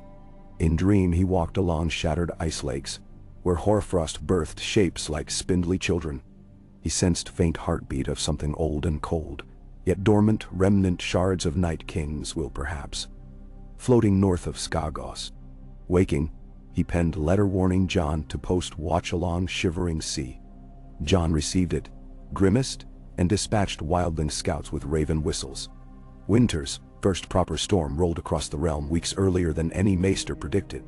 Snow sifted into Crownlands by late moonset, blanketing grapevines near Maidenpool. In Red Keep, Daenerys awoke to cramps twisting like living ropes. Midwives rushed. Maester Wolkan calculated 7th moon only. Too soon. Anxiety surged like broken dam. Jon clasped her hand through contractions. "Stay with me," she whispered. He held fast. Hours labored. Outside, Drogon prowled ramparts keening low under swirling snow. Rhaegal circled sky, scattering ravens. Finally, just before dawn reddened storm clouds, an infant's cry sliced air. A girl, small but fierce, lungs of a dragonette. Dark tufts on crown. Silver glints at tips. Daenerys sobbed, laughing. Jon traced tiny fingers. Maester announced weight healthy though early. Sansa, acting godmother in absence of grandmothers, placed swaddling blanket embroidered with direwolf and dragon heads around babe. Ballots were counted before hearth in throne room. Northern vote favored Nymeria, southern majority Rhaenys. Free folk suggested Ygritte, Ironborn, Asha, Dornish, Elia. Small folk overwhelmingly Hope. Tyrion proposed composite. Rhaenyra Nymeria, Hope Targaryen. Jon nearly choked. Daenerys smiled, trimmed to Nyra for every day. Lords agreed by acclamation. Naming ceremony held in Godswood Grove, transplanted years earlier from Winterfell seedlings. Bran attended in dream, Warging raven perched upon weirwood branch to observe. Child laid at foot of heart tree. Jon spoke vow. "My sword defends you until my last breath." Daenerys echoed. My fire warms you yet never burns. Winds hushed. Petals of late blooming red leaf drifted down, one settling on baby's brow like blessing. Peace seemed near eternal then, but seasons wheel. Reports arrived. Wildling patrols sighted moving ice shadows far north. Bran confirmed old magic stirring where melting glaciers revealed black monolith inscribed with runes. Jon debated dispatch of Rhaegal. Daenerys argued risk to dragon in unknown ice vortex. Instead, Tormund volunteered with 100 free folk, sworn to hold until spring. In King's Landing, reforms accelerated. Small council added elected burgess seat. First occupant, a cobbler named Senna Waters, pushed sanitation laws reducing rat plague. Jacelyn Redwine launched Royal Navy Academy, training orphans as deckhands. A network of Raven Towers under Sam's guidance improved message speed from Dorne to Wall. Silver stags minted with wolf and dragon, sword in trade. Yet discontent brewed among certain Reach lords, who whispered realm too beholden to Targaryen Stark experiment. Led by Lord Rowan's fiery nephew, they convened secret moot at Golden Grove, plotting to resurrect ancient Andal's only monarchy. Varys' spies perched in rafters. Within days, Jon and Daenerys received parchment sealed with 3 roses, evidence and names. Jon rode to Highgarden quietly, confronted Willis. Willis swore ignorance, and produced own ledgers revealing nephew draining coffers. Jon allowed Reach to handle treason internally. Willis placed nephew in solitary at Brightwater Tower until council. Winter deepened. Rhaegal's green fire steamed against snow-laden clouds. Nyra grew, nursed by Daenerys but often soothed only by distant roar of dragon. Nursemaids joked she would sprout wings.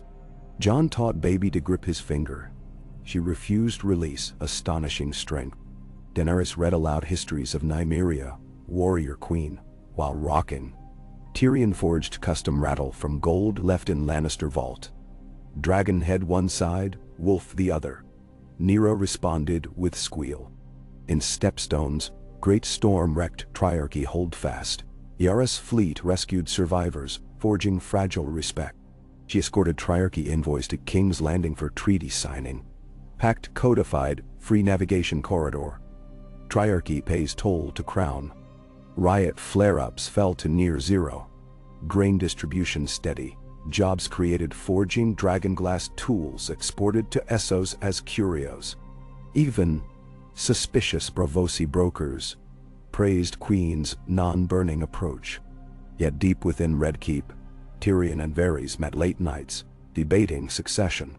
Jon proposed electing future monarchs, as council agreed. Daenerys leaned toward hereditary with council veto. For Nyra's sake, compromise needed. At Midwinter Festival, Daenerys stood atop rampart holding Nyra for people below. Snowflakes caught in Babe's dark silver hair. Drogon hovered overhead, a silent benediction rather than threat. Jon raised torch, ignited lanterns strung across city. Bells rang. In that chorus of copper and steel, Daenerys felt world tilt. Fear receded, replaced by prayer that lull might last. But far north, on icebound shores, Tormund discovered frozen corpses arranged in spiral. Old symbol. Raven flew south. Jon read message, face pale. Bran's next letter said simply, edges of night fray. New moon brings test. Jon met Daenerys' gaze. We ride after thaw, he whispered. She swallowed. We, she affirmed. Yet realm cannot ride north en masse. So they drafted plan. Bran to gather druids of children of forest ruins for ritual. Sam to research dragonglass runes. Gendry forging spearheads. Davos commandeering mutton caravans for northern muster. Daenerys weaned Nyra onto goat milk. Sansa volunteered to foster child in Winterfell or Dragonstone safehold. Daenerys' tears came unbidden, but she kissed Nyra's sleeping brow and whispered Valyrian lullaby, promising return. The night before departure, Jon and Daenerys walked Godswood, snow crunching. Heart tree glowed faint red. Jon said, if I fall, vow me 2 things, Raise Nyra to rule kindly and keep dragons free. Daenerys pressed palm over his. If I fall, thou our story guide her. They sealed with kiss, tasting of salt and winter. At dawn dragons rose. Rhaegal bore, Jon north. Drogon carried Daenerys. Grey Worm led unsullied by snowshoe behind, forging path. Ghost sprinted ahead, white specter on white field. City watched until specks vanished into gray. Back in King's Landing, Tyrion swore oath of regency. Protect Nyra, govern realm. Sansa took anointed seat as queen in the north. Pledged troops went all out. Varys resumed net of whispers. If dragons perish, realm must still breathe. Months bled. Skies above shivering sea flashed weird green. Southern observers shuddered. Reports claimed Jon slew ice-white behemoths. Daenerys used dragonfire to melt monolith, releasing trapped spirits. Bran's ravens described storm of singing light. Some said Rhaegal's flame turned blue, harmonizing with Drogon's red, sealing breach. Casualties heavy. Dothraki rearguard vanished under avalanche. Tormund lost left arm. Grey Worm pierced through shoulder. Spring came abrupt, snow melting into torrents. On first soft dawn, lookouts atop the rebuilt Tower of Rhaenys sighted two great shapes cresting horizon. Bells rang mania. Rhaegal and Drogon descended onto Dragon Pit, battle-scarred, but alive. Jon slid from saddle, beard rimed with frost. Daenerys followed, cloak torn, eyes blazing victory. Behind, surviving warriors staggered. Tyrion limp ran, tears leaking. Nursemaids brought Nyra. They blinked at wild-cheered noise. Daenerys collapsed to knees, embraced child, silent sobs shaking shoulders. Jon sank beside. City roared. Weeks later, Great Council reconvened. Bran recounted threats sealed by Dragonsong at World's End. Sam presented parchment on new Night Watcher's order. Not prison for misfits, but elite rangers studying magic flux. Council approved. Coins minted to fund watchtowers along Shivering Sea. Succession compromise reached. Heir may inherit, but Great Council can veto with 3/4 majority, selecting new line if unfit. Nyra acclaimed Princess of Dragons and Wolves, Ward of the Realm. Ceremony in Dragon Pit saw each High Lord lay symbolic gift. Sansa a wolf's fang, Willis Tyrell a golden rose seedling, Yara a shell shaped into kraken, Quentin II a miniature sun and spear. Arya gifted simple iron coin, faceless yet weighty. Tyrion offered book blank pages. For you to write. That night, bonfires lit Blackwater beaches. Dragons swooped low, igniting pyres of driftwood in patterns, forming sigil melding direwolf and dragon. Small folk danced, mixing Dornish reels with northern jigs. Jon played with Nyra, lifting her high. She giggled, reaching for sparks.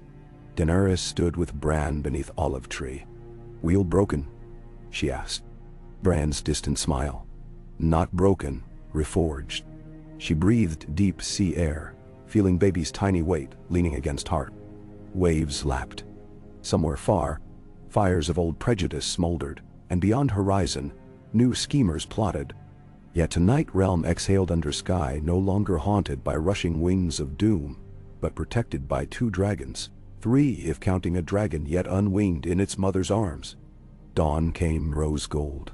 Jon and Daenerys climbed rampart, crownless again by choice. City below stirred. Their city, though they rarely called it that. It belonged to the hands that built it, to the voices singing in narrow lanes, to the unborn who would inherit its stories. Jon spread arms. Daenerys leaned into his side. High above, droplets of morning dew caught sun, glinting like shards of rainbow. Drogon banked, Rhaegal matched. Their shadows crossed Wolfgate, merging briefly in shape of heart. With quiet certainty, Jon whispered, "Let this be our legacy, not conquest nor reign, but the chance to choose softer roads." Daenerys nodded, gaze fixed on distant fields already greening. Below, bells began to chime. Not warning nor mourning, but simple call to craft and trade. Around their daughter's cradle, the realm gathered tools of sewing instead of swords, and if fear lurked, it found itself pressed back, by faithful hands of those determined to keep dawn kindled. The song of ice and fire, once harsh and discordant, now wove gentler notes into its refrain. Yet melody remained unfinished, leaving space for new voices. A little girl's laughter, the hush of forests reclaimed by peace, the steady rhythm of hammers forging not arms but plowshares, and far overhead, the wing beat of dragons soft as promise. PGSQL. The eve before the second anniversary of Nyra's naming, a cool westerly inhaled across King's Landing replaced the city's usual musk with whispers of orange blossoms from the vale and salt from distant stepstones. Lanterns bobbed from every parapet, tethered on invisible strings like fire-kissed ghosts. Most folk mistook the scented night for an omen of continued fortune. Yet beneath the citadel where ravens nested and parchments bled secrets, Tyrion Lannister held a missive whose wax bore the sigil of a broken sword, half sun, half crow. The seal belonged to no known house. Lines within were hurried, the ink thick as clotted wine. They gather on Dragonstow's broken shore. 12 carved obsidian men, warlocks in shadow. They name your queen, the mother of doom. They seek her blood to open Black Gate. Tyrion's gulp tasted of iron. He could still smell wildfire on breezes years after the battle, could conjure nightmares of green flame licking at bones. Scenes of charred infants pushed him toward the door faster than reason. That same whispering wind followed his limp down torchlit passages until he reached Daenerys Solar. No guards barred him. She nursed Nyra in a high-backed chair, moonlight frosting her cheeks. Nyra's half-lidded eyes shimmered violet in the candle's glow. Jon stood by the window, leaning on the sill, distracted by a parchment map of the northern coasts. When Tyrion placed his letter in Jon's hand, the room stilled. 12 warlocks of Koth, Tyrion said, voice scraped raw dot. Damn cultists survived after all. Daenerys' face hardened, mirroring the first time she'd heard of the warlock stealing her dragons long ago. Nyra sensed her mother's tension and whimpered. Jon read, then folded the letter so tightly the wax cracked. They believed Targaryen blood opened a doom once. Now they think the child will usher another. Daenerys pressed her daughter close. They try to break wheel by shattering cornerstone. She stood, smoothing Nyra's hair. We go to Dragonstone at dawn. Drogon and Rhaegal hide no longer. Let the warlock see my fire. Tyrion hesitated. Your Grace, Dragonstone's approach is treacherous. Storms, jagged basalt spires. Council meets with Pentashiban merchants tomorrow. Jon's eyes gleamed like wolf at dusk. We have Council's blessing. Realm will not doubt. Are dragons visible along Blackwater before midday? He turned, softening. Nyra must remain. Daenerys kissed their child's crown, breathing her lavender scent. With Sansa and the unburnt guard. My life, but not Nyra's, for prophecy. The decision weighed heavier than any crown she had borne. Still, resolve set like cooled steel. When dawn bruised the horizon, 2 dragons climbed into morning. Grey Worm stood in courtyard, helm under arm, as their shadows passed. Hundreds of small folk craned necks. Rumor shot through ranks faster than ravens. At first, cheers erupted. Then came tremors of old dread. Dragons in flight meant danger near. Drogon and Rhaegal broke cloudline, wings drumming. Jon wore dragonglass pauldrons gentry forged with runic grooves, rumored to draw out hexed darts.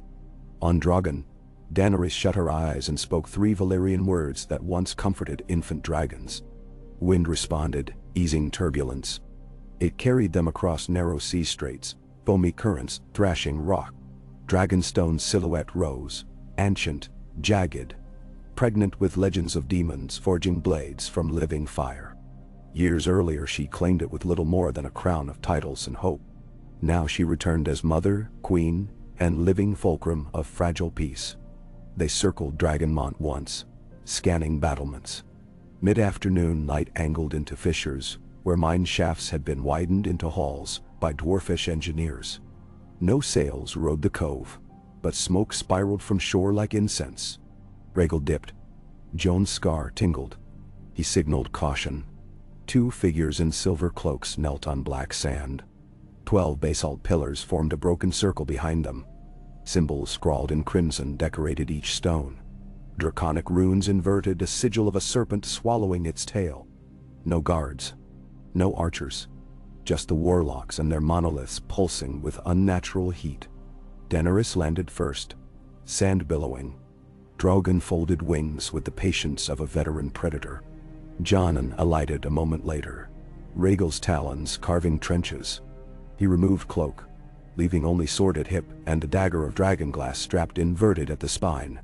A thin warlock rose, face painted with ash. He extended palms in greeting. Azentes Targaryen, Kesrios Agon Kostilos. High Valyrian words fluttered like moth wings. Dragon Queen, our blood is yours. Daenerys' reply rang crisp. Belmla Nayot Emagon Nike, Kezi Galmagon Daor, Vaset. You will not have mine. You will spill none. The second figure remained kneeling, chanting. Heat rolled like desert winds. Obsidian pillars hummed. Jon felt vibration through souls. Drogon's eyes narrowed, flame sacks swelling. The standing warlock smiled, revealing lips stained indigo. Not your blood, mother. The child's. Life for Gate. He gestured. From robes he produced a jade vial. In swirling liquid wriggled something pale. Tiny serpent formed of glass. Liquor of light. A single drop on babe's tongue. Door opens. Old magic flows. Darkness unravels. Jon stepped forward. Touch our daughter and your gate will open only to death. He unsheathed Longclaw. Sun glanced off steel. Warlock seemed unfazed. Chanting warlock's voice rose until pillars pulsed. Obsidian cracked. Red glow seeped. Daenerys felt childhood memories of House of the Undying crash into conscience. The warmth and smell of cedar. The door of ice. The thrice-turning corridor. She inhaled, feeling Drogon at her back like mountain of coals. Enough, she commanded. Her voice thudded in her skull. She whistled low, a note taught to dragons for focusing fire. Drogon roared. Flame erupted. White-hot cross-hatched with red. Obsidian drank heat, then exploded into shards, steaming where they landed. Warlocks vanished behind swirling smoke, yet chanting continued. Sound now emerged from beneath earth, thumping like a pulse. The beach rippled. Jon shoved Daenerys aside, shielding her from splintering stone. The chanting warlock rose out of smoke, arms skeletal, eyes black as coals sluiced in water. He laughed, and the laugh echoed through cracked basalt as if 1,000 pipes had taken up the note. Fire cannot burn what is already ash, he crooned. He raised, vial high. Glass serpent writhed, glowing. Jon hurled dragonglass dagger. It lodged in warlock's clavicle. The laugh became shriek. Liquid spilled, hissing on sand. Where drops fell, ghostly shapes writhed upward. Shadows shaped like eels, wisped away on wind. As each faded, pillars dulled. Cracks ceased glowing. Warlock swayed. Daenerys strode forward, eyes bright with wrath. She touched his forehead with index finger. Zaldretz's MZ. She whispered. Dragonfire. Drogon obeyed. In one exhalation, Warlock became cinder. The humming slowed. Waves resumed steady rhythm. Standing Warlock dropped to knees, reached to gather ashes of partner, mouth shaping silent curses. Jon approached and pressed Longclaw's tip to man's throat. Gate closed, he said. And you with it. Warlock's eyes rolled. Gate sleeps. Children wake. When comet burns thrice, blood owed still. The blade slid. Breath escaped like air from broken bellows. Jon stepped back, wiping steel on cloak. Daenerys surveyed broken circle. She scraped red symbols with foot until only raw stone remained. No altars here, she said. No monuments to fear. Jon nodded. He extended hand. She clasped it. 2 dragons lifted them from scarred shore. Behind, tide crept to swallow ashes and shards. They returned to Red Keep under bloody sunset. Naira lay in cradle, cooing at feather mobile Sansa had fashioned from northern hawk wings. Daenerys gathered her, tears unshed. Jon watched mother and child, feeling weight of prophecy lighten. Yet Warlock's words gnawed, when comet burns thrice. He sat by hearth, reviewing star charts Sam had copied from Citadel. Last red comet heralded dragons' rebirth before war for dawn. Another might come in a lifetime or 10. Still, vigilance planted root. In months that followed, Daenerys decreed ward towers at Dragonstone Ridge. Gendry forged dragonglass bricks, inscribed with runes Sam translated from children's caves. Bran, visiting via Ravenwarg, blessed groundwork, stating old powers broke like chains when name of new child spoke from ramparts. They carved Nyra into largest bastion stone. With threat resolved, realm resumed slower rhythms. But progress seldom flows without eddies. Lord Rowan's nephew escaped Brightwater Tower disguised as minstrel. He rode north, rallying extremist Reach knights embittered by grain levies. They marauded western marches, torching Targaryen granaries to protest dragon tax. Reports spurred counsel to redeploy Reach levies. Willis Tyrell's gout prevented field command, so Brienne accepted Banner, Queen's shield, leading mixed contingent. Arya and Gendry rode scout, finding rebel camp near Tumbleton ruins. On first frost morning, fog-blanketed valley. Brienne stood at front line in scarlet cloak, golden lion patch sewn over left breast to honor Renly's memory. She bellowed surrender terms. Rebels laughed. Arrows flew. Steel met shield. Plowshares clanged. But Tumbleton's field held memory of dragons. Just as retreat threatened to break Tyrell flank, shadow swept fog. Rhaego glided low, Jon guiding reins. No flame touched men. Only gust of wing blasts toppled ranks, sowing panic. Rebels scattered. Rowan's nephew was taken alive, cowering in burning stable. He spat curses at Dragonspawn. Jon handed him to Brienne. She pronounced sentence of exile to night watchers. Man wept, but no mercy for arson. Winter snow deepened across north. Ghost, fur-frosted, patrolled walls of New Dawn Keep. Fort built by night watchers on cradled cliff of shivering sea. They studied ice fissures, sending shards south for Sam's scholars. Jon visited thrice yearly, each trip reminding him of earlier life. He stood on New Battlement where Black Banner embraced White Sun symbol. They served day as well as night. He considered leaving Crown one day, returning north as ranger. But realm still forging identity needed both him and Daenerys. Nyra grew swift. At age 5, she raced corridors shouting Valyrian phrases and northern proverbs taught by Sansa. She believed world belonged to dragons and wolves alike. On her naming day, Drogon allowed her to pet Scaled Muzzle, a miracle recorded by maesters in gilded ink. Painters struggled to capture moment. Nearest laughter seemed beyond pigment. Peace endured, but edges frayed subtly. Cities once allied to Daenerys and Essos recalled her vow to break chains yet still wrestled with power vacuums. Astapor petitioned for grain, citing plague. Mirian asked for garrison of Unsullied to quell slaver resurgence. Daenerys weighed each plea. Tyrion urged caution. We repair one realm before mending another. Yet she remembered freed faces and tears of gratitude. After council, they chose measured support. Send ships of grain escorted by navy.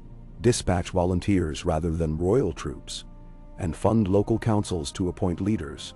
No heavy-handed rule. Critics claimed she squandered coin, she replied.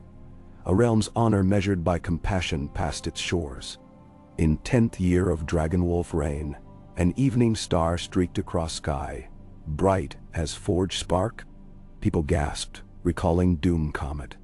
But it flickered green, not red. Bran's Raven later delivered, Comet of Growth, not Doom. Still, seeds of superstition resprouted. Cults circulated prophecies. Some hailed Nyra as Green Comet's rider, destined to unify Essos and Westeros. Others painted her as final dragon, to burn the world clean, to guard child's future. Jon and Daenerys increased educational edicts. Scroll houses in every town taught letters and rational star lore. Fear dwindled under lantern of knowledge. 12 years passed. Harvests multiplied. Wine from Reach vineyards matured, shipping to Korth. Dornish water gardens opened free pools to small folk. Ironborn craftsmen built first iron-plated merchantmen, accepted by Braavosi Guild. The Great Council reconvened annually, each session shorter as disputes resolved locally. When Lord Mor's Umber petitioned for right to mine dragonglass in Skagos cliffs, Nera, now teenage page to Sansa, debated pros and cons before assembly and convinced council to impose reforestation requirement. Lords whispered she inherited cunning like Tyrion, mercy like mother, steadfast honor like father. Yet destiny seldom stays silent. On Nera's 14th birthday, a raven from New Dawn keep warned. Ice fissures birthed creatures of mist, echo shades, mindless spirits floating, freezing flesh on contact. Ranged arrows of dragonglass dispersed them, but numbers grew nightly. Bran, grown thin and pale, wrote, "Old power tries new shape. If allowed to coalesce, second long night forms." The realm stirred again for war. This time, armies tempered by peace marched not with fear but conviction. Jon readied night watchers, adding Vale-Airy knights, Dornish spearwives, and ironborn reavers sworn to Yara's oath. Daenerys prepared dragons, wing beats larger, slower with age but hearts fierce. Gendry unveiled new dragonglass repeating Arbalest. Sam delivered manuscripts referencing ancient flame songs converting ice mist back to inert vapor. They trained choirs to sing in Old Tongue above battle din. Nera begged to ride. Her size matched smaller saddle. Rhaegal tolerated her presence. Jon refused. She stormed, eyes swirling violet like mother's at 19. Daenerys mediated, pointing out prophecy's twist. Gate might open from within child's own power. Safer she remain. Nera wept into Drogon's warm scales. He huffed, smoke wreathing her curls. She vowed to fight anyway, forging twin daggers from dragon glass. On eve of departure north, Jon walked Godswood with Nera. Leaves curled orange. Evening star glowed overhead. He said, "Leadership heavy when loved ones face storm. One day, weight will pass to you." She swallowed. "I asked to carry it now." He smiled ruefully. "Not yet. But you will guide South Realm while we're gone."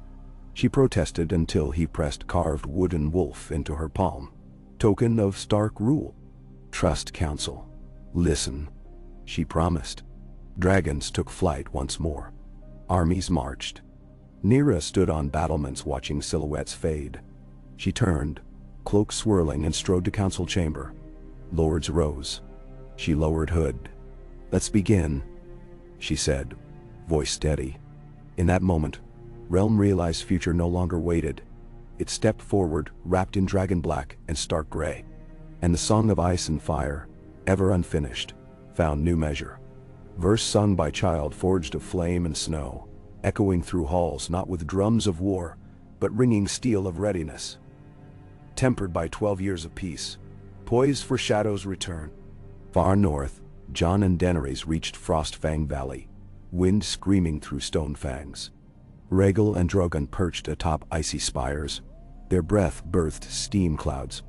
Mist creatures massed below, shifting like moonlit tide. Night watchers formed circle around flame ballista. Choir began Sam's ancient hymn. Syllables cracked by cold but resolute. Music shimmered, mingling with dragon's rumble.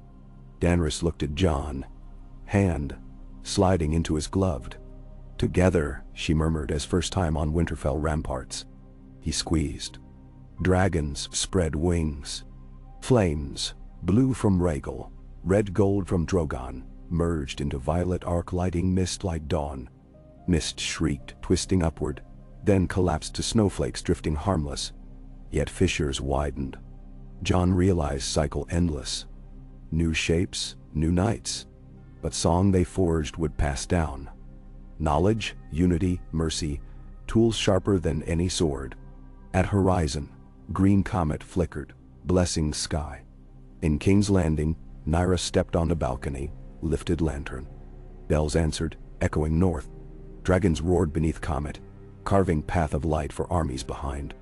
And somewhere in heart of old magic, wheel turned anew. This time not grinding bones, but guiding hands of those determined to keep dawn kindled, verse after verse, as long as hearts dared sing.